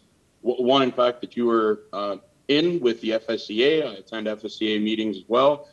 I've looked for an opportunity to provide my input into a solution from a programmatic perspective on how to resolve this scenario. Mm-hmm. And again, I think we fall back into something that's been pointed out a number of times with the preference point system, which is that if you do not hand in your preference point earning hunt or do not attend your hunt, there is nothing punitive that comes from that, right? And if you're applying Saturday through Tuesday for a hunt that's going to be on Friday morning, mm-hmm. and you know by Thursday evening, you know what, I'm not going to be able to make my Friday morning hunt, there should be something that allows somebody to turn that hunt back in to allow the next person who was selected in the lottery. So you could over-select on your lottery, right? If there's 15 open spots, you select 20. And if, person number 13 says, I can't hunt my hunt, then that means that person number 16 gets a notification, hey, you can hunt your hunt. At least in that sense, there's a chance that there's hunts that don't go missed. In addition, if someone's a habitual no-show and no turn-in, they should be flagged in FWC system as being somebody who's wasting preference points and robbing opportunities for other hunters that do want to participate in the hunt. So I just wanted to point that out, that I would love to participate in some of the solution whiteboarding that goes on for putting these solutions together. And I do know that there is most certainly a development team at Go Outdoors Florida. They do work for other states as well. I know there's a team at FWC that participates in the brainstorming on how we get to these solutions. At no point in time, I feel, and I may have missed it, I'm not saying that I caught everything, I didn't get an opportunity to put in a suggestion to help for that. And I would have very much loved to have been able to participate and shape the solution that provides hunters with the most opportunity and reduces a lot of the frustrations for a lot of duck hunters. Because the feeling of not being able to participate in the hunt and then seeing hunts go unfilled is pretty demoralizing to duck hunters. Thank you. Thank you, Mr. Politis. Next, we'll hear from Carrie Bible, followed by Daniel Watson. Carrie, please unmute. Hey, how's it going? First, want to appreciate it and just say, kind of to Newton's point, understand that the primary driver behind the SDAs is most definitely, phosphorus removal, nutrient removal from, our waters to clean the Everglades. I do want to also say that as a stakeholder group, duck hunters, I think, represent a pretty solid value in what we bring to the table and what we're talking about. And I think even thinking about unused permits, and I've got numbers in front of me, and I'm going to save a bulk for what I have to say for kind of the South Florida Water Management District part of this. But I do think when it comes to some of these solutions, no hunt would go unfilled. And I think Newton would even say this, if these were the SDAs of 10 years ago. You would have standby permits that people were trying to sell, for goodness sakes, because they'd be worth that much. And I think what we're really looking at is loss of quality habitat and loss of access to that habitat in a meaningful way. I mean, I can even imagine last year, south side of STA 1 West, we had, I think it was 12 numbers that were on the furthest kind of south area there. And everybody was going to one kind of 100-acre little pod for salve. And I think, when we look at what we've done at STA 5 and some of the stewardship there with like allowing levy entry, I think that levy entry could be something that might be considered here to allow us access to some other, potential areas without having to be grouped into a spot in a way. I know we're very sensitive about what we're doing inside the STAs themselves, but I do think that looking at alternatives and trying to improve the hunt quality itself would probably lead to more of these engaged, efforts. I do think, nothing's going to replace first come, first serve. Unfortunately, that's just the reality of, not first come, first serve, but actually being in person and kind of the lottery program. I know that, so I just think that if we can look at, potentially, because like there's even Sells, Newton, and team like 2A, 2B that I know they're doing construction on one half, but, I've driven by it 100 times and never seen anybody that if we're on the other cells already parking right there, if we could allow that bi-directional kind of entry with the rule clarification or entry into some area from that side or from a less invasive side, so I think a lot of this gets resolved with hunt quality being up. I think a lot of unfilled permits went down because, you just had hunt quality that didn't match, and so I just wanted to encourage, like, maybe we can look at levy access instead of parking spaces, because there are points where people will come through a single funnel. And maybe, Newton, that's a compromise we can do instead of us traipsing our own 60 unique trails through the marsh to an area. What ends up happening is there's usually an aggregating trail around 4 or 5 kind of conglomerate numbers anyways. What if we just had a conglomerate levy quota number and we had a couple paved trails that people could go through that were designated to get out to the marsh to different areas, that then less impact on our side, better opportunity overall. Again, so I just, I think there are some areas where we could look at potentially upping the hunt quality with less impact and kind of everybody being happy. Because I know that when I go into a hunt and I'm getting rained pellets on, not only is it not really like a fun safety concern, but it's also not an enjoyable hunt, especially when I have friends from out of state or such that are coming down to kill a fulvus, a rare bird down here, right? A special bird to me. And, it's getting sky blasted from a group that's literally 100 yards away shooting over me because it's tight salve, tight areas, tight parking spots with low access points unless you're willing to paddle 2 or 3 miles. I think it could change things if we could maybe look at levee access or some kind of, other way of accessing the marsh and opening up some of these salve pockets that are locked up right now by cattails and such. Thank you, Mr. Bible. Next, we'll hear from Daniel Watson, followed by Mark Barton.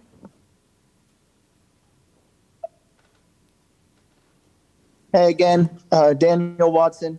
I just wanted to echo many of the comments I've already heard.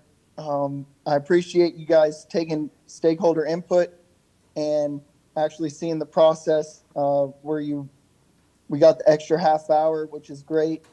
Like Newton said, as far as the being able to enter the area, I remember a meeting or two back when we talked about short circuit in these STAs. Hunters generally are going to take whichever way they can get in. And if you can open up some ways that we can get in and out of these areas without short circuiting the STA, I think everybody wins. I think as far as the lottery, we have a chance at trying something new. We'll give it a shot. But as far as the no-shows, I understand FWC works very hard. We already see you guys taking some input and working around it and working with stakeholders, especially just coming to meetings like this. Again, we're our own worst enemy. The no-shows, I don't want to say we can police ourselves or take care of it in-house, but I understand if FWC doesn't need to take on extra work just to flag folks that can't show up. There are emergencies that happen, but as far as you guys taking on the workload of hunters that don't show up when they get a quota, that's on us. So thanks again for the presentation and for being involved in this meeting and talking to duck hunters. Thank you, Mr. Watson. Mr. Barton, please unmute. You're recognized to speak. Hey, everyone, can you hear me? Yes. All right. So I'm Mark Barton. I'm representing Florida chapter of Backcountry Hunters and Anglers. And like a lot of people have already said, I just wanted to express my gratitude and thank you guys for listening to us. I think some of the comments that came before me seems they weren't necessarily aware of the thought leaders meeting that we had, but I definitely recognize in these draft rules that we have been heard and that you have done your best to incorporate some of our suggestions into this draft rule. On Lackey's comments about the no-show issue, as well as Carrie's comments about the access. I mean, we went in depth into both of those things during that meeting. I understand the difficulty that you guys are having to deal with and trying to give us the best access possible while also keeping things safe and meeting all the needs that the district has. So just wanted to express my gratitude for listening to us and to everybody else who has made comments asking them to listen on those fronts. Just know that we have discussed that in depth with them.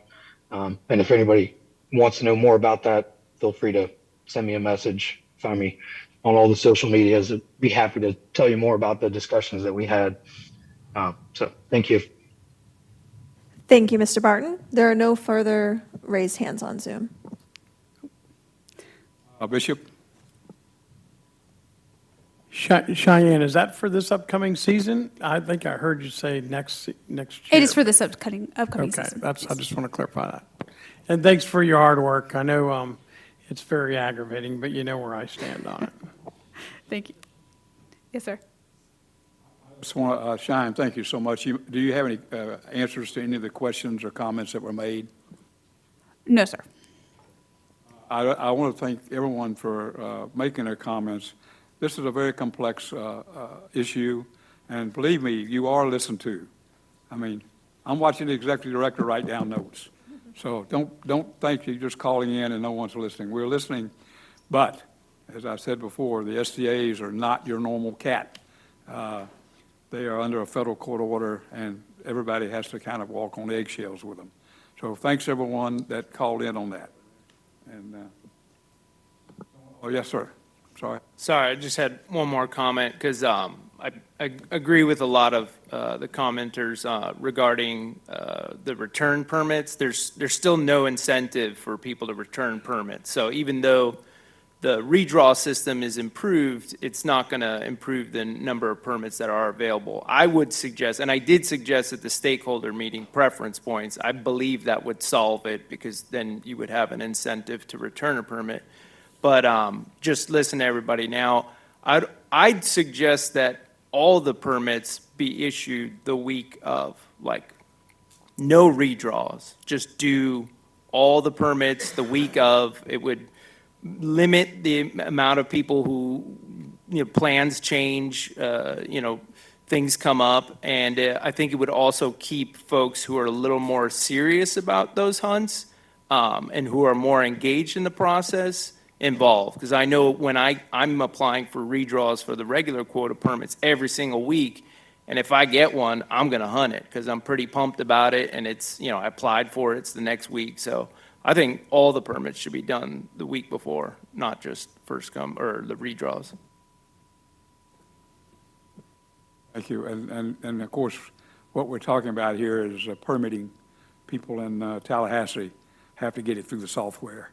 And that's another little glitch that sometimes we have brilliant ideas, but the software won't handle it. It is a complex subject, and we wish we could do more. I talk to them all the time for almost over 20 years now on the STAs. So it is a complex situation, and we hope to make it better. But 90% of the problem is the habitat's been shrinking. And STA 5,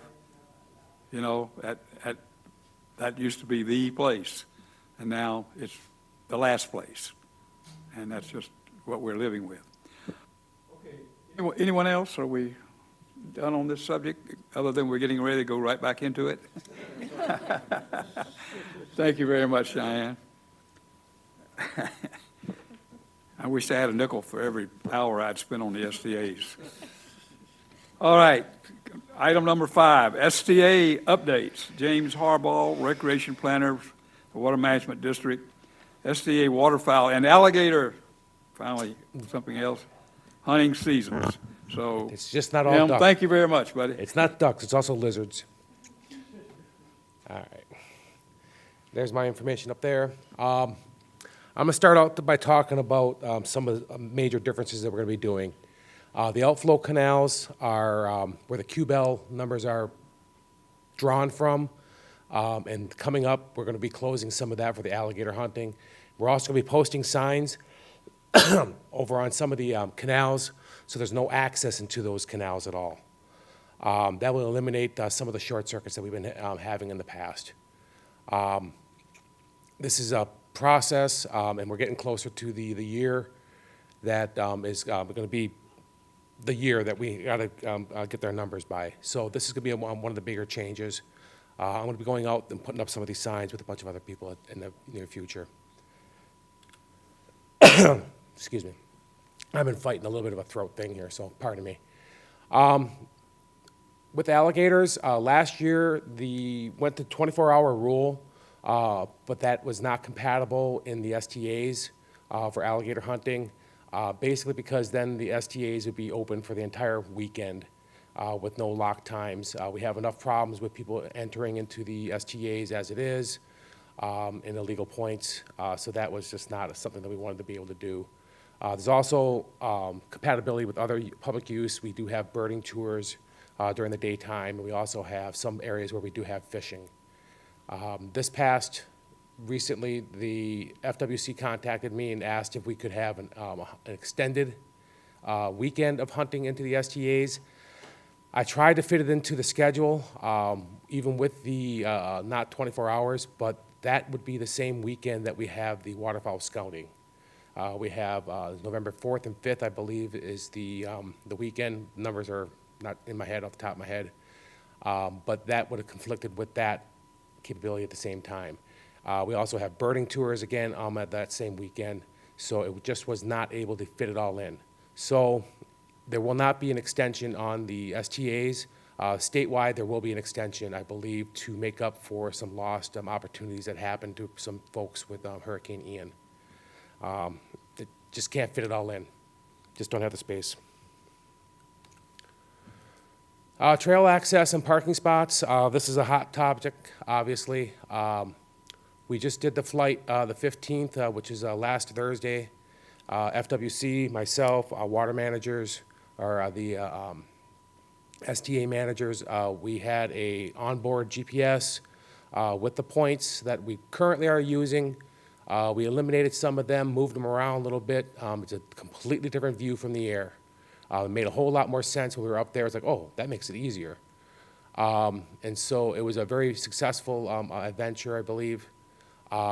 Now that we've got some of these points, we've identified quite a few areas where we're going to be able to go in and we'll be able to enhance the access with some type of trail, whether it be put in by hand, with mechanical means or chemical means, but we're going to be looking into different ways of doing this, and that's going to be in the near future coming up too. We'll do some ground truthing.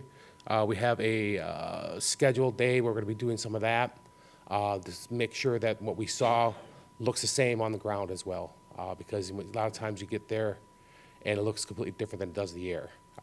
It was beneficial to be from the air this year.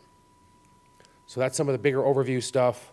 I'll go into some more specifics in each one of the STAs.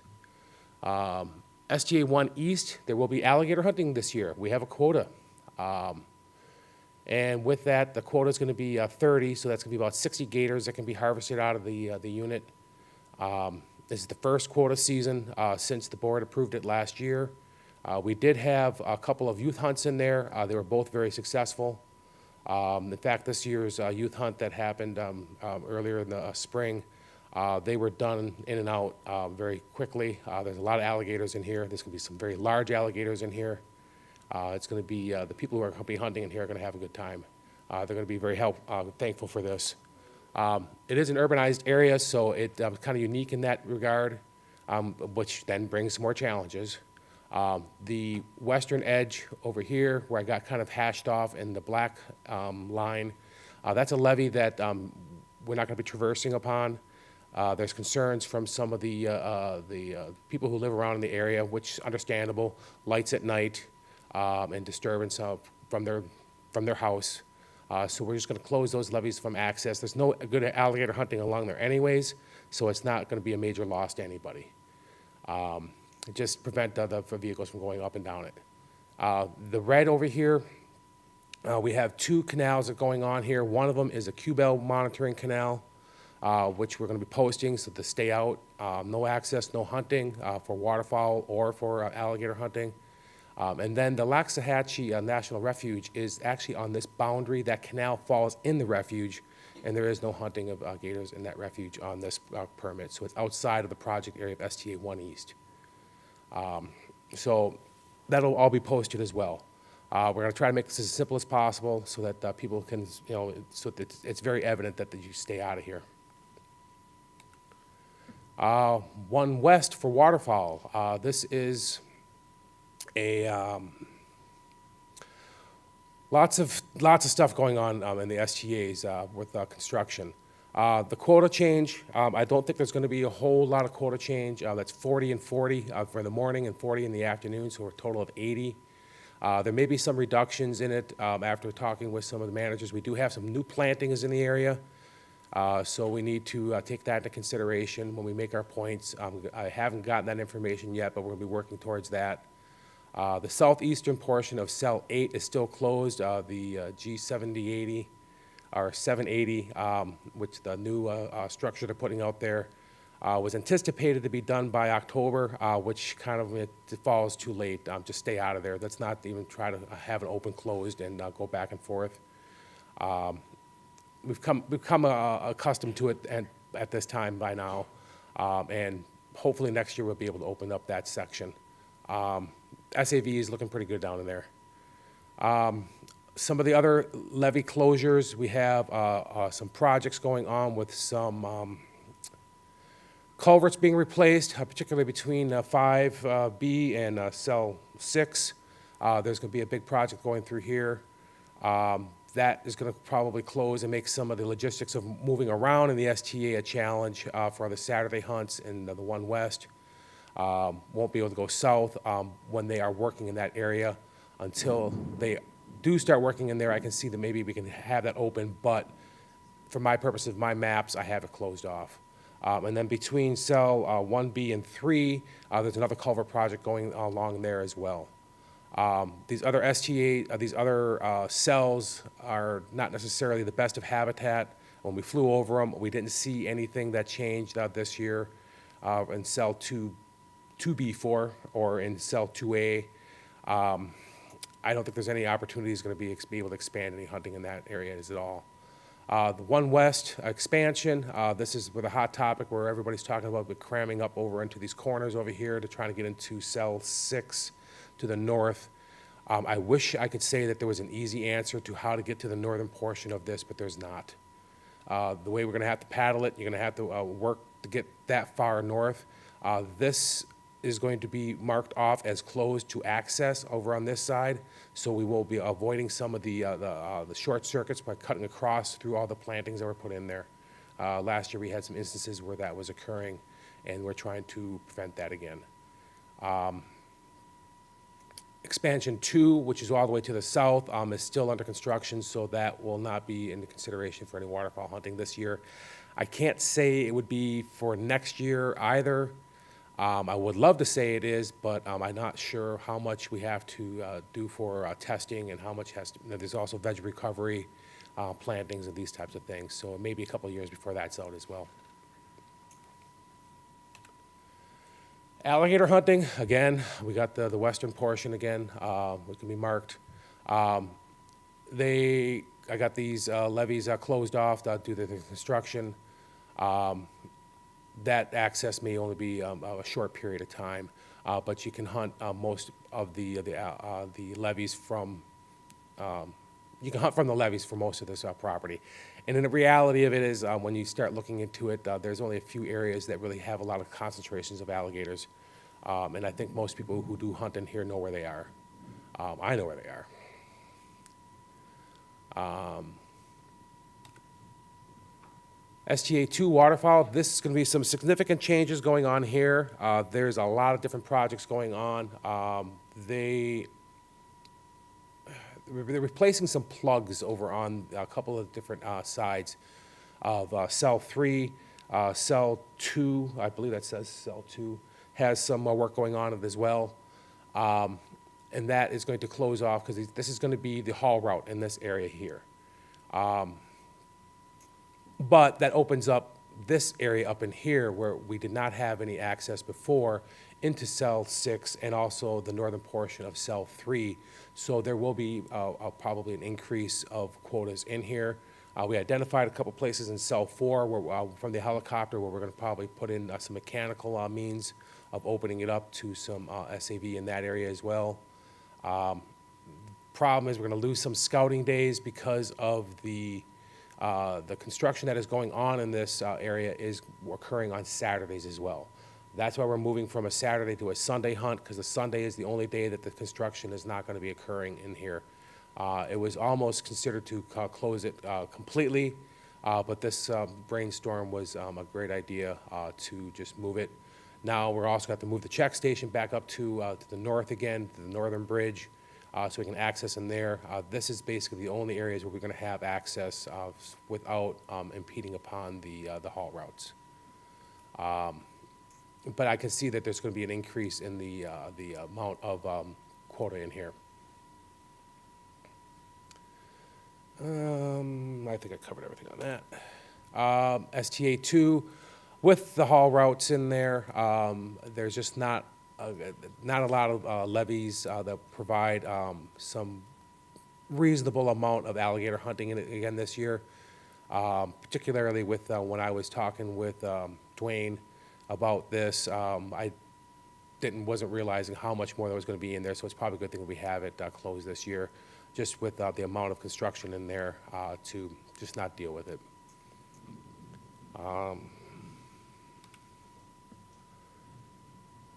STA 3-4, this is another hotspot one.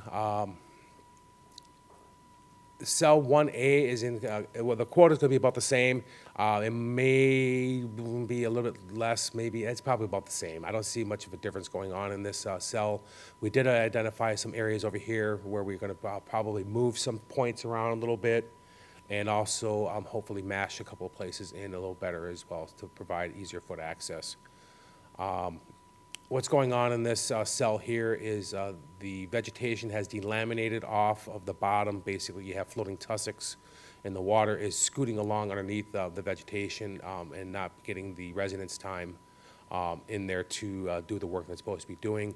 In actuality, in cell 2A is experiencing the same problems, and they're doing a different approach on that because we still do need to have flood control, so you need a place to put the water.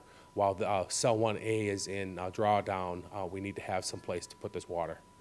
What they're doing is they've got a excavator with on floats, more or less, a pontoon, if you will. And he's got a mulcher on the head of it, a forestry mulcher, and they're mulching the vegetation, trying to stimulate more desired vegetation. Again, the southern portion of STA 3-4, which is the outflows where the Q-bell is monitoring is going on, those will be marked as no access. And the gator hunting is pretty much going to be the same as it was last year, except for the southern portion where we're going to be marking it to prevent some of the Q-bell conflicts. Most of the hunting down here, most of the gators are not in this area anyways. They're in other areas of the STA. Which makes sense when you think about the phosphorus coming in. You got cleaner water down here, you'll have a higher biomass of accumulation with the higher phosphorus nutrient loads in the north. 5-6, this Newton's already mentioned a couple of times, is an STA that has gone through some dramatic changes in vegetation over time. Nothing is static. Spatter dock has become one of the biggest challenges in some of the open water areas. It affects the SAV, it affects everything, it makes it difficult travel in there. With that, hopefully in the future coming down the road with the C-139 and some other projects they got going on, bringing more water into here, keep this hydrated for longer periods, get some more desired results with the vegetation in here. It's up for a change. We did discuss going in here and possibly opening up some areas for next season, not this upcoming season, now that we've been flying over it. Long term, we're going to try to do some more improvements in here with the vegetation, not necessarily for waterfowl habitat, but also the mirrors the goals of the STA of having some SAV in here for the final touches on the water quality. C-139 is still under construction. The Deer Canal or Deer Fence Canal Road, we were hoping to be able to open it up this year, but with the construction in there, there's no guarantee that we'll be able to do that with the time frame, particularly with the alligator season, to have it so that it's not a working construction area. So we're going to be using the Bloomberg Road access again this year. And then this is not a quota hunt, but we do not have the parking points in here. We do have levee access, and that was successful. For the people who were in here last year, did quite well with shooting the ducks. I think they may have had to work for them. I don't know. I haven't been able to actually have a survey on any of these people. That'd be interesting data to have some days. How hard was it for them to do that? Just a thought I had here speaking. Alligator hunting in here, again, the Q-bell is over on this edge, and my experience in here, scouting with some people, this is not necessarily the best alligator hunting anyways. It's going to be marked again. And they have the same access reroute for Bloomberg Road, and that's largely in part why we're using the same area up here, because of the inability to get this secured for certain off a deer fence. A1FEB. It's not going to be much different. The levee closure over here, because of the A2 construction, or not the A2, A2. A2 construction that's going on. They're making the reservoir an FEB, and this Yeah, this is a large area. The quota is 100 in here, and there's plenty of room for people to get in there and hunt. I haven't flown, we did not fly over this one the other day, so I don't know how good it looks or how bad it looks. But basically, the big thing here is the same common denominator was last year too, is the western and north levee are going to be closed for vehicular travel. Same thing with the water, with the alligator hunting. The quota there is 20 alligators. And again, I'm just reiterating that it's not 24-hour hunting in here. It is the old schedule from 5 p.m. Friday until 10 a.m. and then 5 p.m. to 10 a.m. And then on Sundays, it is going to be from 5 p.m. until midnight. So there's those breaks during the daytime because there are a lot of people who fish in here as well. A lot of birders in here and a lot of photographers as well. So, and that is what I have. Questions, comments? Bring it. Thank you, Jim. Bishop? Well, this table, I promise you, is not beating the band for 24 alligator hunting, okay? So don't go out of your way to try to get to that point, because I don't think the STAs, I've never hunted the other area, but as far as STAs goes, we're very proud of keeping the traditional way, okay? So don't think you're going to accomplish something in here. You might get some feathers ruffled. We'll just leave it at that. So thank you for not pursuing that, all right? And with that said, just thank you for everything. And I do want to know who in staff gave that, in SDA 5, gave the alligators that memo? Because that canal you're talking about normally doesn't have an alligator in it, but when we were in there for the youth hunt, it was loaded with alligators. So I want to know who in staff gave that memo to the alligators. That is, the quota is 60, so up to 120 can be taken out of there. That's quite a few gators, yeah. So that was, I believe, Dwayne and his group did the surveys out there. And they did based it upon habitat and former numbers from the past. So there was alligators in that. Normally, you're right. Normally, we just ride by it, but they were in there pretty good last time we were by there. Yeah, there's quite a few. And I'm looking forward to STA 1 West. So I'll be in there open at night. Oh, 1 East, you mean? Yeah. No, East. Make sure you got your, yeah. Right.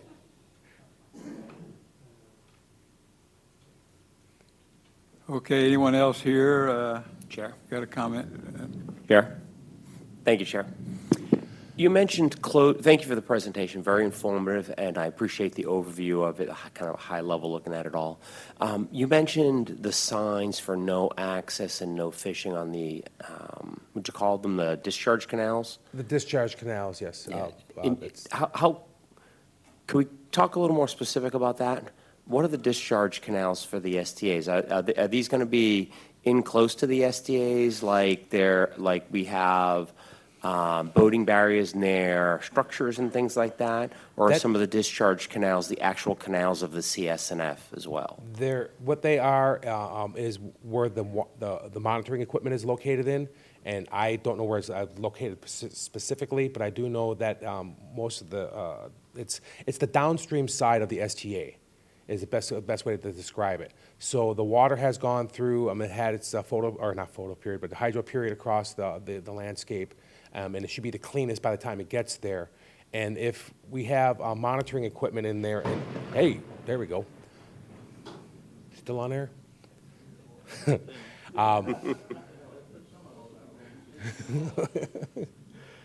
And the idea is if with that monitoring equipment, if it captures a moment and there's a disturbance right there with the silt or the sediment, it could give them a false reading at that one moment, and that's the disturbance we're trying to avoid.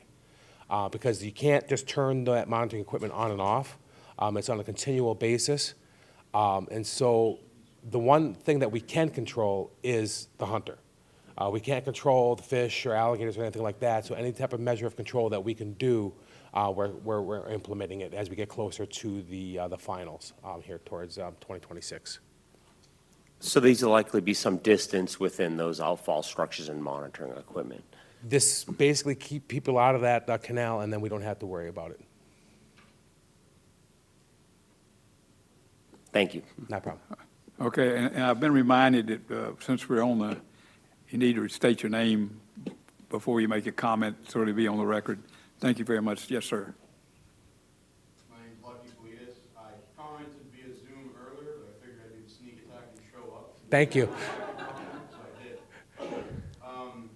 You know, the people that participate in these meetings, and they're aware of the fact that the SDAs are very special places. Right. Very important to not only our ecological goals in the state of Florida, but also for the South Florida Water Management District and the Everglades. And guys like us who sit around these tables here, who fish the Florida Keys, who hunt all throughout South Florida, we're well aware of how important the SDAs are. But the access issue that we acknowledge and we all address, and hunters that do understand it do their best to not add on to the short circuiting, how is FWC assisting South Florida Water Management District in educating the other hunters who aren't well aware of what that short circuit is? They aren't well aware of what that cattail access, cutting through those cattails, what it actually does. And the reason I bring it up is you look at your Gulf Reef survey that you have to participate if you want to go catch that one red snapper that NOAA permits you once every 7,000 years. If you want to participate in that fishery, you're going to do your Gulf survey, right? And if you don't do it, then you've got a gigantic problem on your hands and you're caught out there fishing and you don't have your descending device. You're going to have a big problem on your hands. What particularly has FWC done to assist South Florida Water Management District in educating the hunters that don't participate in this level of understanding? I think you're insinuating we should have very similar type of, where we have an online section where we can, you got to go through a video and then you sign off on it for the SGAs. Is that what you're insinuating? I'm never one to advocate for more government. Right. I'm usually one to advocate for less government. Right. But in this instance, because you are accessing something that you actually don't have any specific right to. Right. We are given this opportunity and we have to respect that opportunity. I would see no issue with having it as like a wildlife management area. It's part of your permit, part of your permit. As part of your permitting process, where you have to participate in a small education in order for you to apply for an SDA permit. And if you're gonna get an SDA permit, that allows you to put in for these SDA lottery draws. Again, I'm trying to solve two birds with one, I don't know if you really should solve two birds, but I'm trying to kill two birds. I'd like to kill a lot more birds actually in the SDAs, but for now, I'll deal with one stone getting two birds, of reducing the missing hunts and reducing the hunts that, they said it's disheartening in my previous question. Mr. Politis, sorry to interrupt. Yeah, we need a reset after the lightning because we're no longer we're not broadcasting. So just relax he asked for 5 minutes. We just need to do a reset, so I apologize.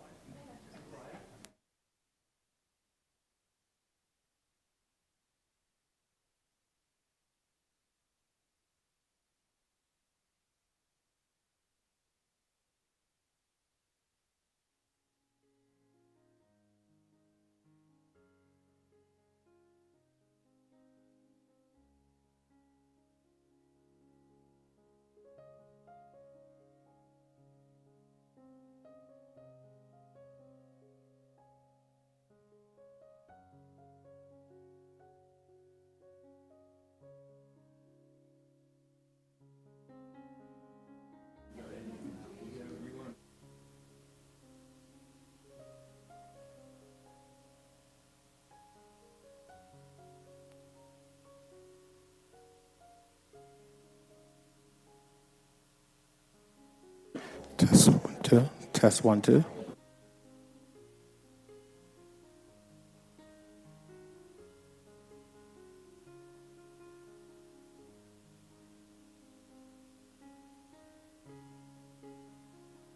Test 1, 2.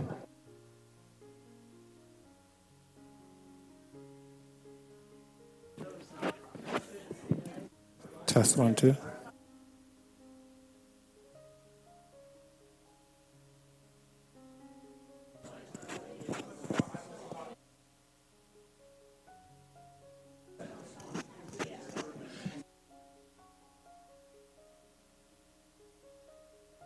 Oh, His. So I was thinking it might have been.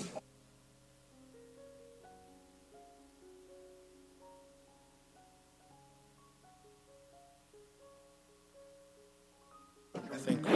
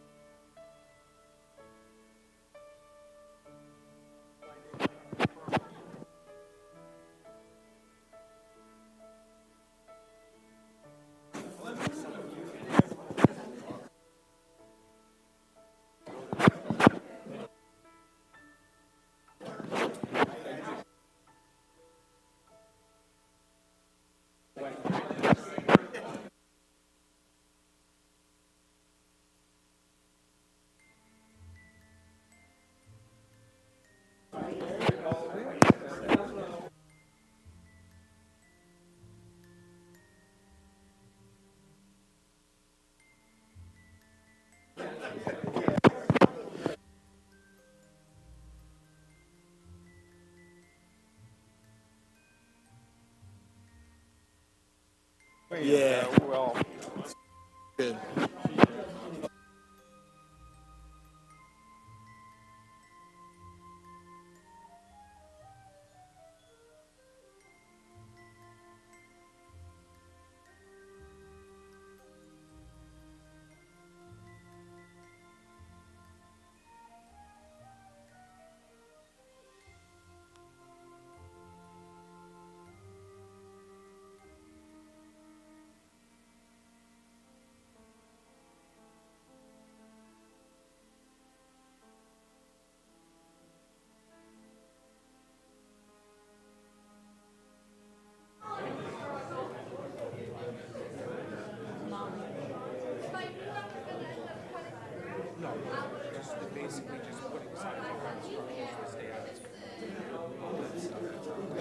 All right, back to order, folks. Back to order. Back to order, folks. let the virtual people know. Okay. All right, very good. Would you like to continue or make a couple more comments? Yes, if you'd like, I can reiterate some of it. It won't be as funny or timely, but I could reiterate some of it.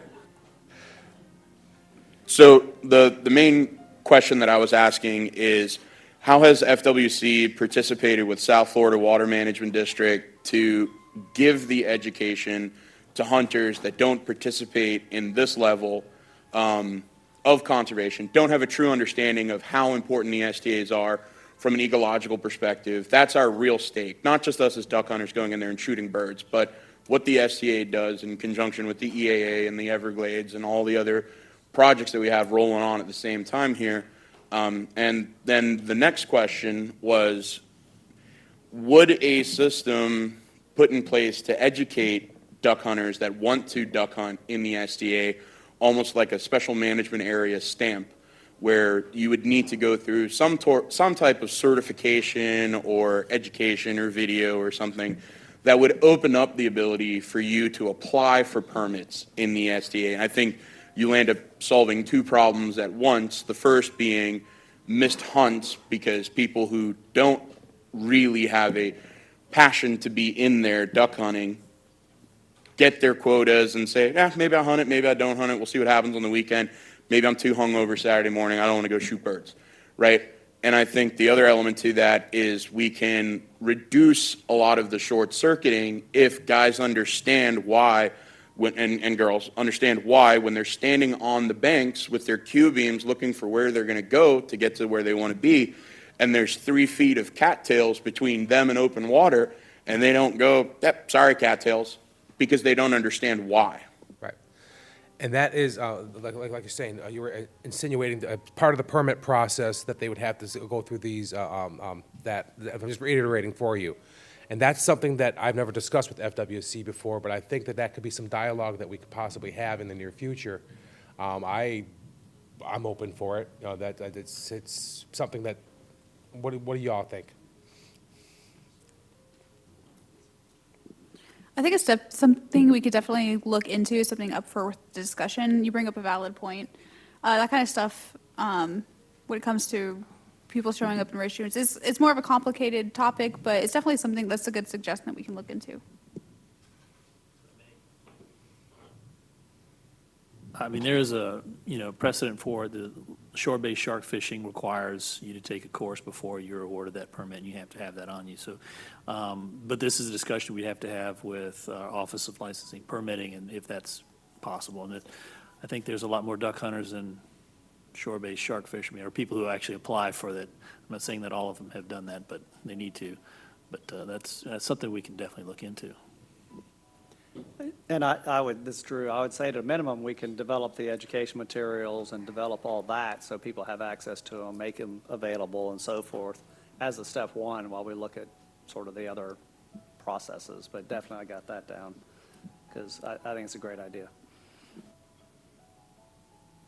Yes, Bishop. Even if you wouldn't have to have it for a permit, I think a lot of hunters would like to be educated. If y'all went ahead and developed something just as an honorary system, it'd be nice to probably have that so they could go on it. You'd be amazed how many people would pass it along and different things like that.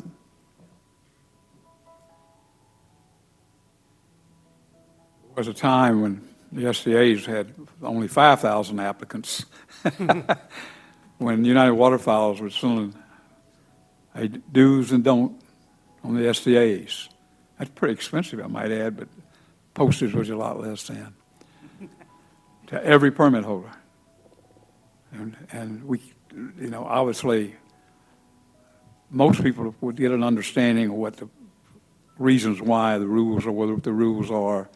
And, but the problem that comes is we get so many new people who get that first permit on a new STA they've never been to, and they get there at 3 o'clock in the morning, and at 4 o'clock in the morning they're handed this not too well done map, and with a parking spot number somewhere out there in the distance on all these roads, which in those days you could run every road. Now you can't run but this road, and you can't make a left, you can't make a right.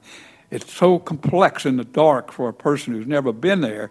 It's almost him. I get lost out there in the daylight. And that's come because of the problems with the access, because of the habitat, and to some degree because of the shutting down levees for parking spots because the water flows one way or the other. It's become a real problem the last 5 years and getting worse as the habitat shrinks. Believe me, we know it. And I wished I had an answer for it. And these guys will tell you, I bug them all the time about it. Bishop. Bishop again. I got one more thing. Cheyenne and Tom. I know Wes is against it, and I'm not a preference point person either.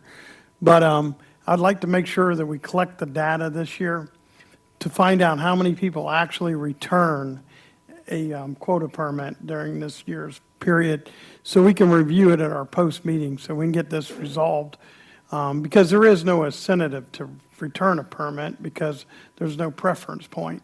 So next year, next at our post meeting, I'd like to know how many people actually returned a permit out of good faith and good honor. Because as much as I hate preference points, I might start beating that bandwagon with the rest of them. Yes, we have 3 hands raised on Zoom. We'll start with Carrie Bible, followed by Daniel Watson. Mr. Bible, please unmute. Hello, hello. Nice to speak to everybody again. Appreciate kind of the presentation here, James.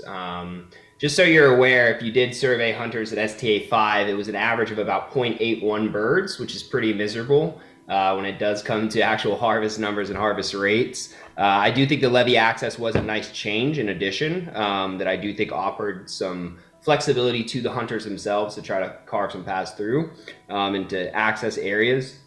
I think my kind of overall commentary today really kind of focuses on, you know, one major aspect of this whole kind of ecosystem as a whole. And that's really one that I think has been neglected inside of the STAs. I know people are working for it. It's unfortunate we have to kind of cram for a 2026 deadline when we've been working on these things for 20 years. But that's really salve. I've noticed that a lot more monocultures have popped up. I know that places like Lake Okeechobee are, you know, being held at water levels that continue to be extremely kind of high overall, that kill salve, right? You lose a lot of salve there, you lose salve inside the STAs, right? And I think that's one of the central kind of like remarks that I'll have here is that when we look at the opportunities lost, it's not a small number that we're talking about. I mean, just 5 years ago, you had 12,000 plus hunters go afield across 4 STAs. This last season, you had 7,865 total hunt days. That's a reduction of about 4,135 people that did not get to participate in these kind of hunts, or, you know, access was limited, or they didn't return permits because of whatever reason.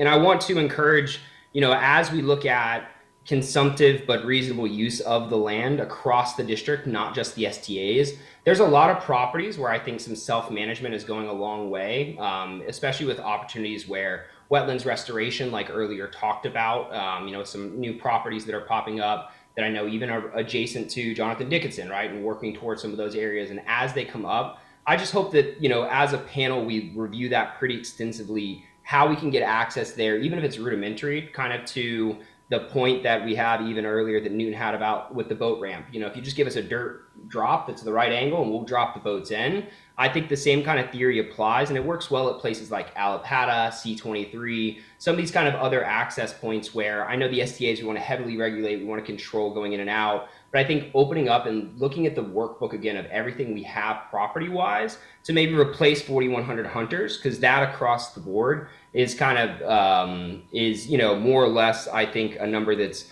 pretty tough to deal with. You know, you're talking about a couple $100,000 of economic impact, in addition to lots of eyes and ears, like the Kayak Association, you know, Trail Association mentioned earlier. These hunters going afield, you know, we talk about 44,000 visits that your team does to monitor the STAs.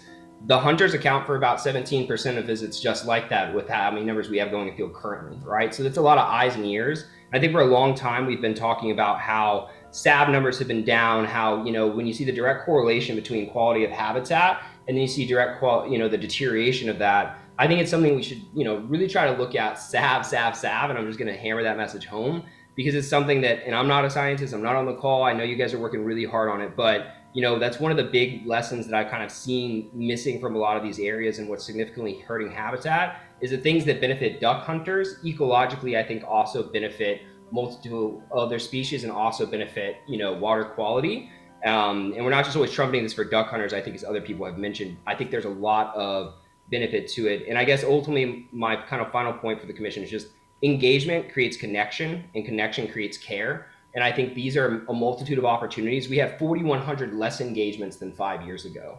That's 4,100 people less connections. That's 4,100 less care that's put across the land. You know, and I know that this is something that I hope that the commission will kind of look at and take it, say, hey, how is there other areas or places where we can improve that opportunity with low impact, you know, expanding some of the properties around C23, some of the other areas that are in the cache. Even if you say, hey, there's not a great opportunity there, give us a chance to send a kayak into the field in a non-invasive way. And I think you'd be surprised of, you know, how we could go out there and kind of leverage some of these properties in meaningful areas. So Thank you very much. Do you have a quick wind up, because we need to move on? Yeah, I just wanted to say that I think, you know, again, appreciate the work that we're doing here. Really would love to continue to see the SDAs be managed in a meaningful way for all kind of, you know, purposes. I understand what they're there for, so thanks. Thank you, Mr. Bible. Next, we'll hear from Daniel Watson, followed by Mike Elfenbein.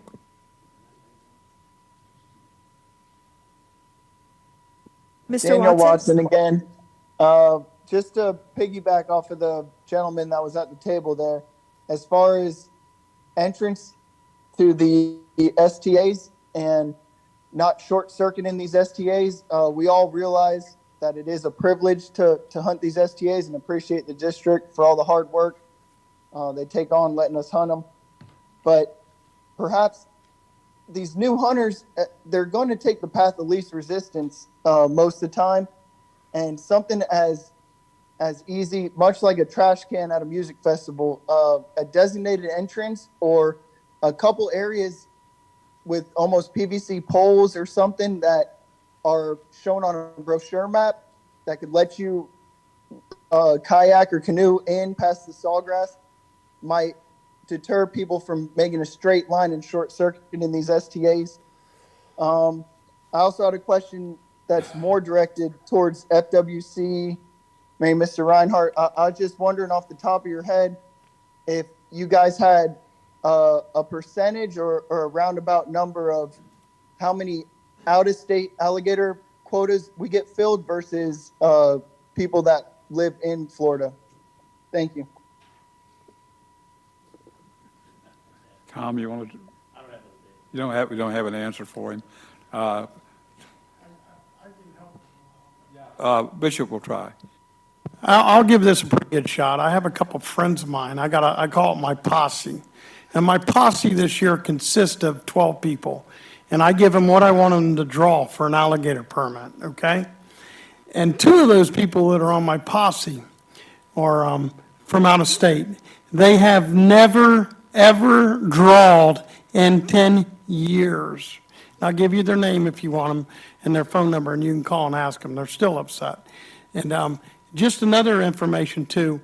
One of my posse drawed, and they drawed the first choice, which was STA 1 East, okay? So that I hear that all the time, that all the out-of-staters are. There's two people that I can tell you put in every year have never drawed in 10 years.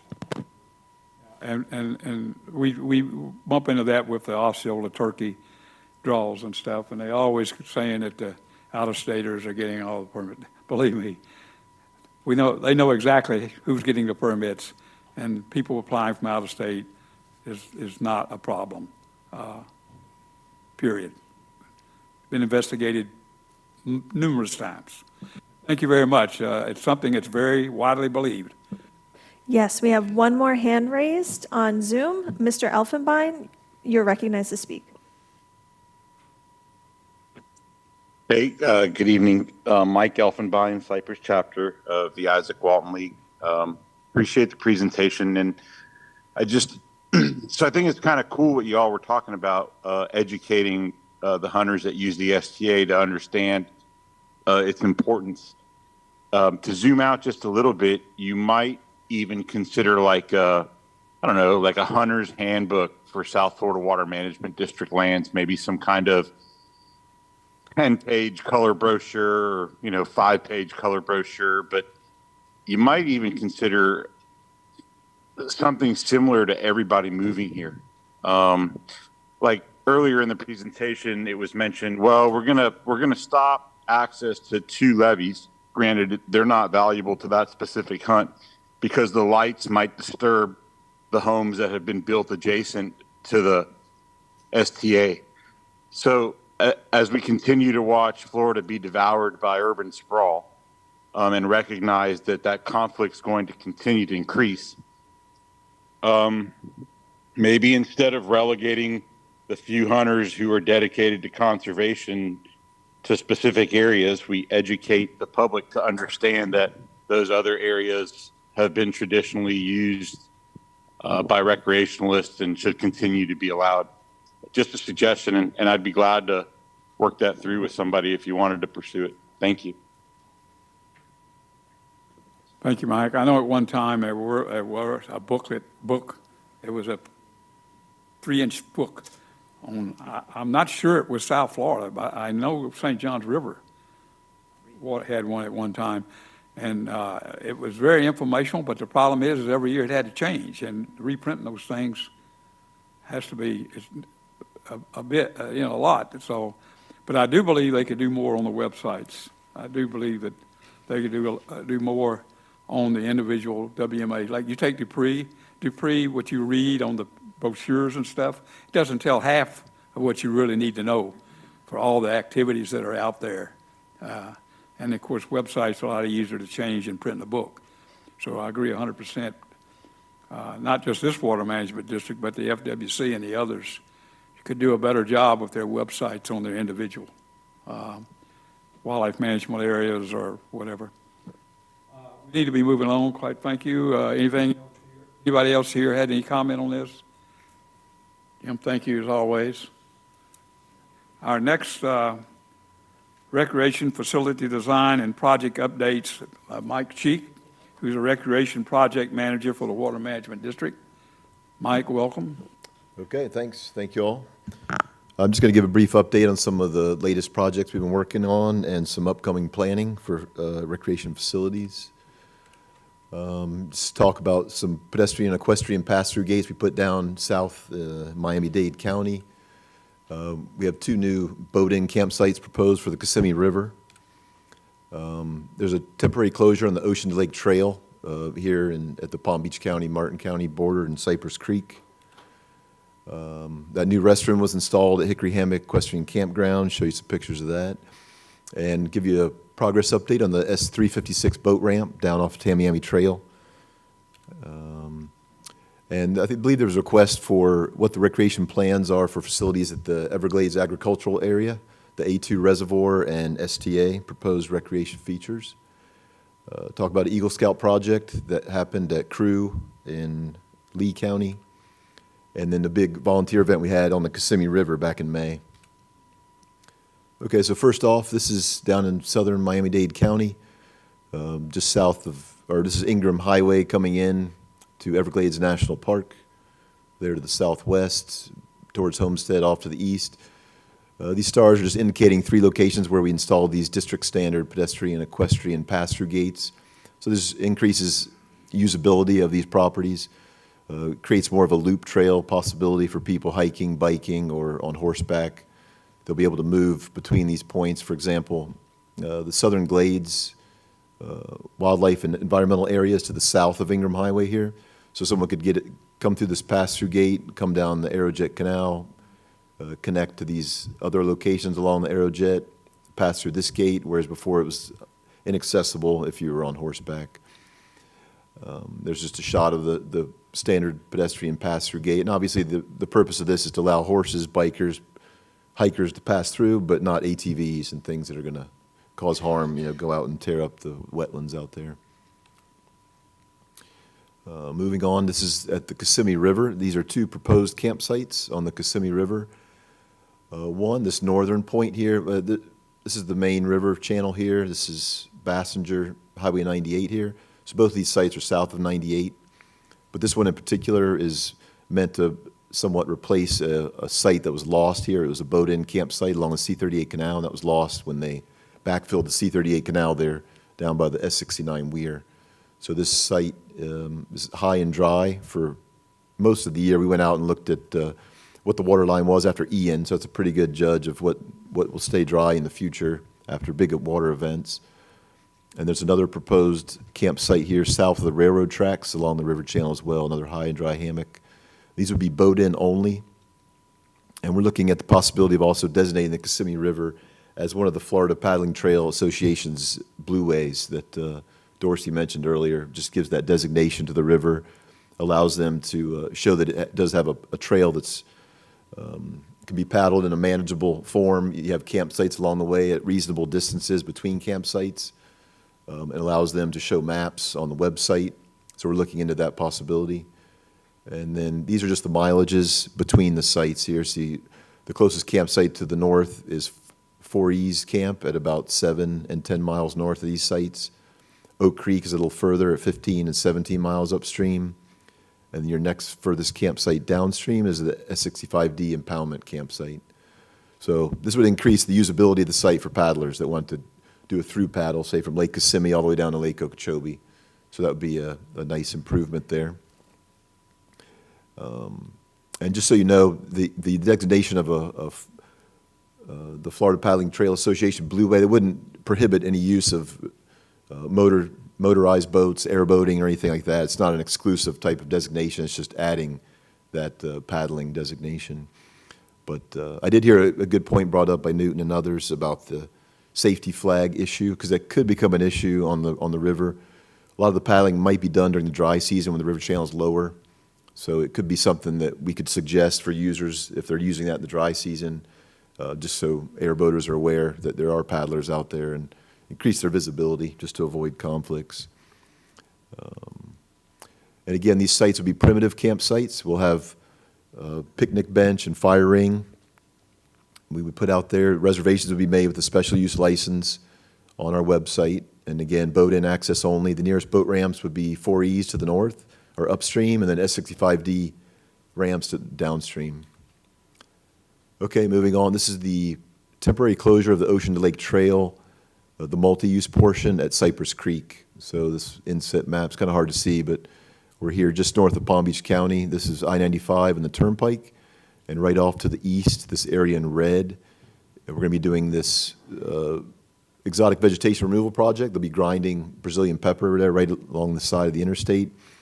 And so while they're working along these trails, there'll be temporary closures. This blue spur here will be the first. This starts next week, next Monday. They'll be out there grinding along this trail. So there'll be a closure on this blue fishing pond spur for about a week. And then the following week, they'll move to the Ocean to Lake Trail. This is where the trail connects under I-95 and the Turnpike here, coming from the west. This segment in yellow will be closed for about a week while they grind a buffer around that trail to safely allow people to move back in there after a week. And the hike-only portion of the Ocean Lake Trail will remain open off here to the southeast. You'll still be able to access that trail and pass through right as you get into the corner of Jonathan Dickinson State Park. And so we'll put out a public notice online as well as with the Florida Trail Association and Jonathan Dickinson State Park. We'll notify of this closure.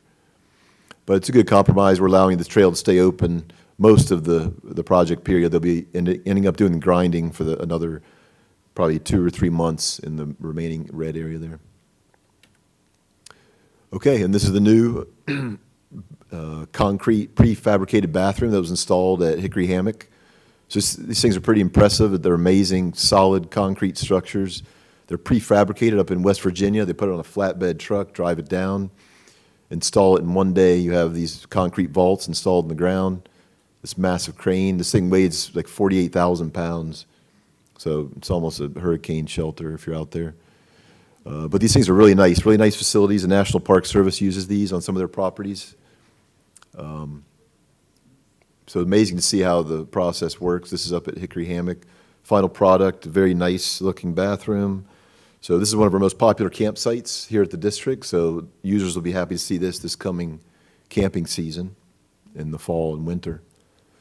And we'd like to also, some of our deteriorating bathrooms we've installed on some of our properties, they've been out there sometimes 15, almost 20 years in some areas. And we'd like to, as these become more dilapidated, go towards replacing them with these bathrooms, especially in the high-use areas where there's a lot of traffic and a lot of use with public use. And they also have a one-bathroom version, both gender. You don't have to have the 2 bathrooms necessarily. And moving on, S356 boat ramp. Okay, this is down south here, northern Miami-Dade County. This picture on the left is looking east along the Tamiami Trail and the canal there. Off to your north is the Everglades Wildlife Management Area. And in the background there is the S356 pump structure. It's going to be replaced starting next year. And the construction of that is going to take up to 5 years. So during that time period, all the construction traffic will be blocking access to this existing S356 boat ramp. And because of that, the district is installing this replacement boat ramp here off to the east that will be accessible throughout the construction time. You'd launch at an angle here like this. The picture on the right there, the drivers, you come in from the east, do this arc here, back your vehicle up here, dump the boat, and then there'll be parking along the bench here along the Tamiami Trail. And that is going to be done looking like the end of next month. So a little bit ahead of schedule. They're allowed to go up to the end of August, but it looks like they're going to finish before then. And this is the currently under construction Everglades Agricultural Area A2 Reservoir and STA. So the STA on the west side there on the left of the picture, 6,500 acres of STA proposed or projected to be completed in sometime next year. And then the reservoir, very large reservoir off to the west of the A1 FEB, proposed not to be completed until 2031. It's massive, 10,000 acres storage reservoir that will range from 3 up to over 25 feet deep, depending on the time of year and what the system's doing. But just so you know, the planned recreation features out here are, if you look at point A there in the northeast, this will be the main public use entrance. There'll be a parking lot, boat ramp, large shelter, picnic tables, one of those vault toilets that I just showed you at Hickory Hammock, informational kiosk, pedestrian gate, and bike racks. Down to the southeast, there'll be a small shelter with picnic tables, informational kiosk, and bike rack. And then coming back up to the sea in the northwest, another public access point that you'll be able to drive off of Highway 27 here in the east, go past point A, access point C.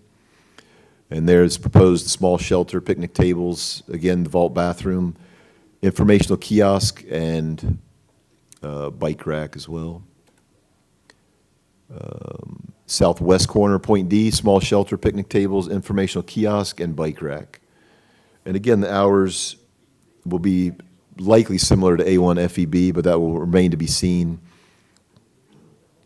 And the activities permitted within the reservoir also remain to be seen, depending on, once it's operational, what water levels end up being, and what is suitable activities out there, you know, whether it's alligator hunting, duck hunting, et cetera. And moving on, okay, the Eagle Scout project. This is at Crew Flint Penn Strand down in southern Lee County. Really incredible effort here, over 50 volunteers for a total of 500 volunteer hours. This Eagle Scout got all the materials donated, 100%, to build this shelter and benches. He pulled a county permit. It's an official building registered with the county. So incredible effort on their part, and we thank them very much. It's a much-needed shade structure here at this parking lot. And these areas are heavily used by the public down, and it's a rapidly growing area there in southwest Florida, so they will greatly be appreciated. That's the Eagle Scout on the right there with the scout leader behind the final, or in front of the final product there. Came out really nice. You have the bench there, nice shade structure. This was just completed this year.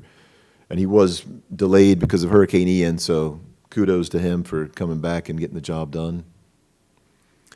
And finally, this is the big volunteer work day we had on the Kissimmee River back in May. We had it at 2 separate locations, one at Bluff Hammock in the north, and the second down here at Miko Landing. Huge thank you to the Florida Sportsmen's Conservation Association and Lake Okeechobee Airboat Association for organizing this event. It's been ongoing for many years now, and it's been a incredible asset to the river in cleaning off the floodplain. There's a lot of remaining fence lines, metal debris, culverts, and things that have been left out there and are hard to access now that the floodplain is inundated regularly. So we greatly appreciate their efforts with access to buggies, airboats, and everything to get out there. One of the big goals of this project was to remove the dilapidated boardwalk of the old Florida Trail when it used to be on the west side of the river. It was diverted off to the east side of the river because of issues with Avon Park Bombing Range closing up the Florida Trail. So that was one of the big goals, was to remove that boardwalk material. This is just the group staging up down at Miko Landing, buggies dispersing out onto the floodplain. These are shots of that old Florida Trail boardwalk that was over a deep marsh. So 700 feet of dilapidated boardwalk that needed to be removed. This is some of the debris, some old metal culverts that were removed from the floodplain. And I kept hearing about this piece of metal here on the right. A bunch of different people, they already crashed into it in their airboats. People said they jumped in their airboats. And finally, we kept zigzagging back and forth, came across it, so we got that piece out of there. Obviously, a major hazard if you hit that thing at high speed. This is a big culvert we came across, dragging that out with a swamp buggy. And this is working on the boardwalk itself. And a big thanks here to Matt Nelson and Ricky Burnsted. You guys came out ahead of time, helped us scout. They brought their buggies out, went out, looked at the logistics of the area. How can we get in there? Can we even haul this material out? How are we going to get it out? And they saw the scale of the job. This boardwalk is not going to be just taken down by hand. It would have been a multiple-day project. And Ricky's like, you know, this is not going to happen even in a Saturday, so let's go ahead. And he offered some personal time and equipment, brought a mini excavator out there, got a head start on the job on Friday before the volunteer event even occurred. And then when the rest of the folks showed up on Saturday, they knocked it out, finished the complete boardwalk by the end of the Saturday afternoon. They had swamp buggies out there, the skid steer, loading it up. And again, thank you guys for organizing that event. It couldn't be done without you. Wouldn't even be a hand tool type of event, so much appreciated. They cranked it out, removed that entire boardwalk there. This is down at Miko Bluff. And yeah, and I worked on the Kissimmee River for like 16 years as a biologist, and I swear that place is like growing fence posts, because every time you think they're done out there, there's a new fence post that pops up. So again, the local knowledge of these guys, they're like, oh, there's a fence post. We went out to get one little run of fence post, and this is what they came back with. You know, each person on the buggy will be, oh yeah, I almost hit this pole over here. We found this one last time we were out here. So that local knowledge is key, getting this job done. So little by little, the floodplain is getting cleaner than ever. So we're almost there. That's the boardwalk afterwards. And again, just looking at the numbers, 46 volunteers, 8+ hours just on that Saturday, not including the Friday before, for a total of 368 volunteer hours.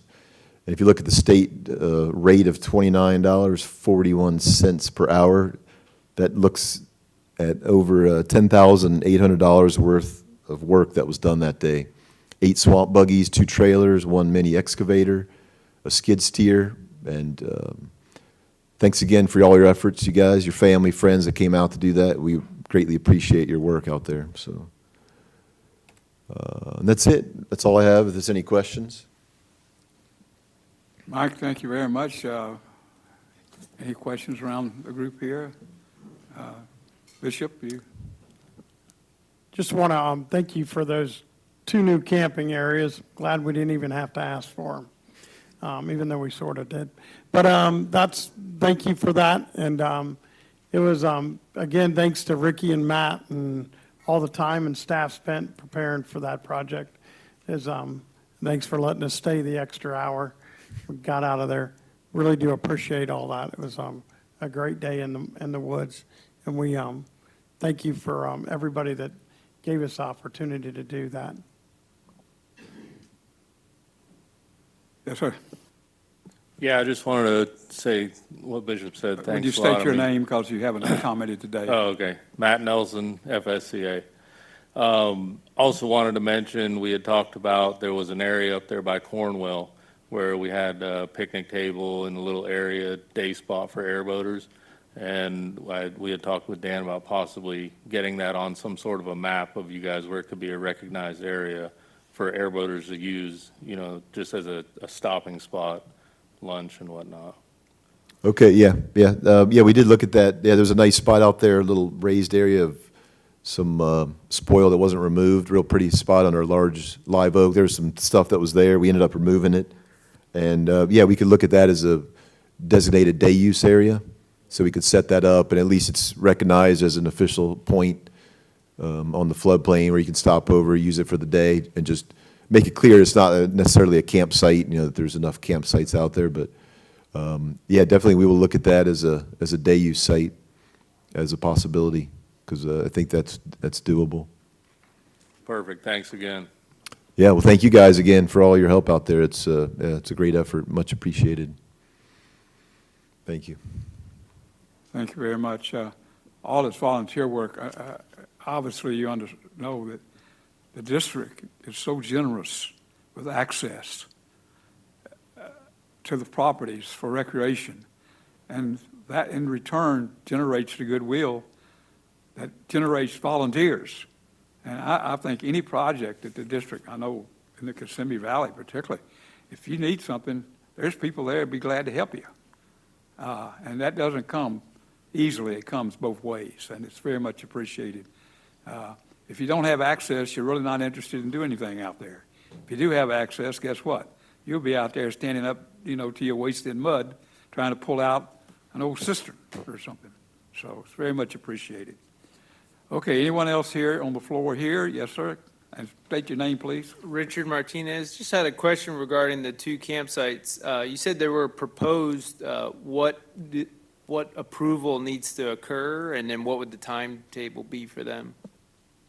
Well, I'd say propose really because we're presenting it to this group for input. If there's any input on it, if people have issues with it, or if there's any, anything against it or anything for it. So that's why it's proposed, actually, as we propose it tonight. But it's really an internal decision to set up those sites. So as far as the timing, it's just probably several weeks before we could just get the fire ring, picnic tables out there, and then getting the SUL permits online. It's pretty quick, but yeah, I would say within a month would be possible. Yeah, Dan, I don't know if you agree with that, the timing on that. Yeah, yeah, I agree. We'll probably try to get it accomplished before the fall, so they're out there.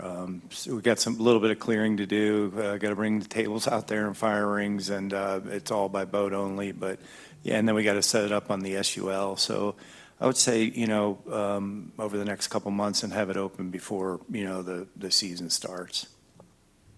Thanks. Yeah, I was really excited to see that. Really appreciate that. Thank you. Okay, we have a couple on Zoom, so. Yes, we'll start with Daniel Watson, followed by Mike Elfenbein. Mr. Watson, please unmute. Hello, Daniel Watson again. Great presentation. I just wanted to thank the district again for highlighting all the public shareholders that spent their time out there volunteering, all the equipment that we all know costs a little bit of money to maintain, and giving up a day or two and going out there.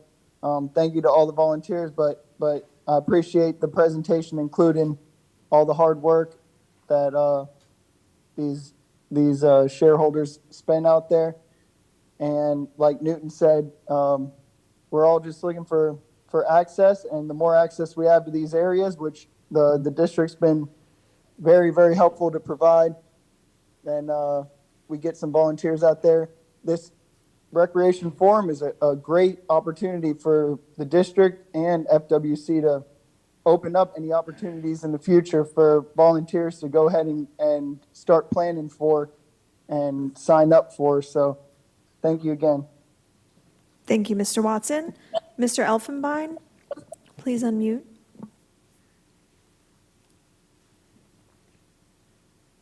Thank you very much. I wanted to reiterate those previous comments and thank the district. I know I've attended very many meetings where I've advocated for the agencies to work with sportsmen, and thank you. Thank you for doing that. Thank you for working so hard with FSCA. They're an amazing group of people. Really proud of Bishop and his leadership, and Billy and so many others. But thank you, and hopefully that serves as a shining example to all the other partner agencies as to what we can do when we're working hand in hand with the sportsmen to improve habitat and conservation for our landscapes. Thank you guys so much. Really appreciate all your hard work. Thank you, Mr. Elfenbein. We have no additional hands raised. All right, thanks to everybody for commenting on this. And before we move into the last item, we have a full minute, and I'm going to make a quick comment on this. I asked for this update on the A2 East Reservoir, or A2 Reservoir and STA. I don't think we ever can come up yet with a date when we might have access to the STA, but it's usually a year, at least minimum, after the construction's done and they've tested it. So we're looking probably at 2 or 3 years, even if it gets done in time. But I want to say something about this boat ramp on this reservoir. In 2002, I stood at a PRR meeting in front of the U.S., Fred, you probably remember this, in front of the Corps, and asked them about public access to the EA1, EA2 reservoirs, which is about 30,000 acres of lake water. And the Corps looked me in the eye and says, not going to be any public access to the EA1, EA2 reservoir. And it was shocking because the fifth lake-sized lake in Florida, all these people in bass boats are going to be running up 27 going to Lake Okeechobee, going by the fifth largest lake, and they can't even fish in it. There's no boat ramp, no public access. Well, there was a reason for it, because the design was the levees was like a bathtub, and you couldn't get out. That was the reason.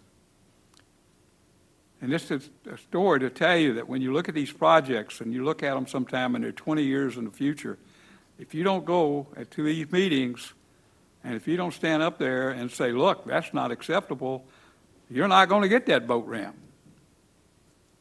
And Bishop can remember probably hollering and screaming about this. Quick answer, short. I talked about the fact that having a bathtub for a levee, that the deer could fall in and drown, the pigs could fall in and drown, but the first time a panther fell in and they found a dead panther with its yellow collar going beep, beep, beep and scratches on that wall, that was going to be the end of any water or EA reservoir. And that change that happened because is why you see that boat ramp right there. Not me, but there was a lot of us just would not allow a project to be built that did not have public access of that magnitude. I don't think nothing like that has ever occurred since. And that's why we have this great access today, because people like here come here to these meetings and say, look, you know, we need access to this property. And the district has always been very cooperative. But it's been a problem sometime when you're dealing with federal projects. So please remember that when you look at these programs, don't wait to this design. You got to get in there early. Now, we have just a few minutes left for the last agenda item, which is basically just a run around the room again, and also on Zoom if someone wants to come in. If you have an item that you want on the next agenda, please tell us now, or on a forthcoming agenda. We have about 7 minutes, so Bishop, we'll start there and just work around the table, and then we'll go to Zoom. Thank you. Sawgrass Recreational Park and the access that it gave to Conservation Area 2B.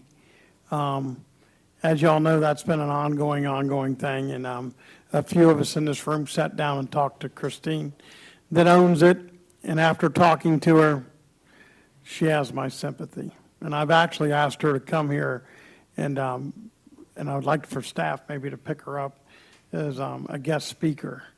I think she has a pretty good story to tell, and a lot of y'all would understand why she is where she is. With that said, I'm still a man for access. And those of y'all know me, winners never quit. So with that said, we got to find another way to access that.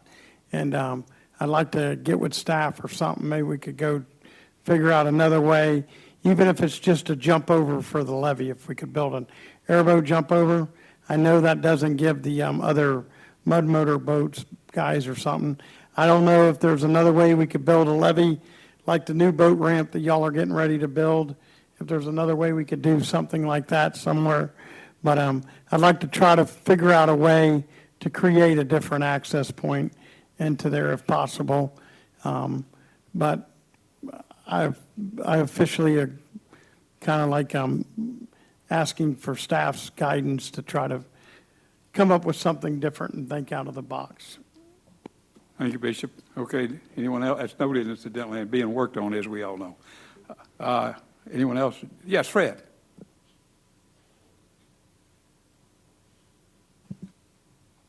Florida Trail would like to thank the staff for our help out at Dupuy on a number of projects that we had. Kind of on the both ends of the use of Dupuy. On the one side, they helped us put some benches in so that people hiking out there and walking out there have a place to sit down. But on the other hand, they helped us with something called the Race of Death, which occurred at Dupuy. Actually, no one died, but it's an ultra run where every hour you have to run 4.5 miles, and you keep doing that hour after hour until there's nobody left except one person.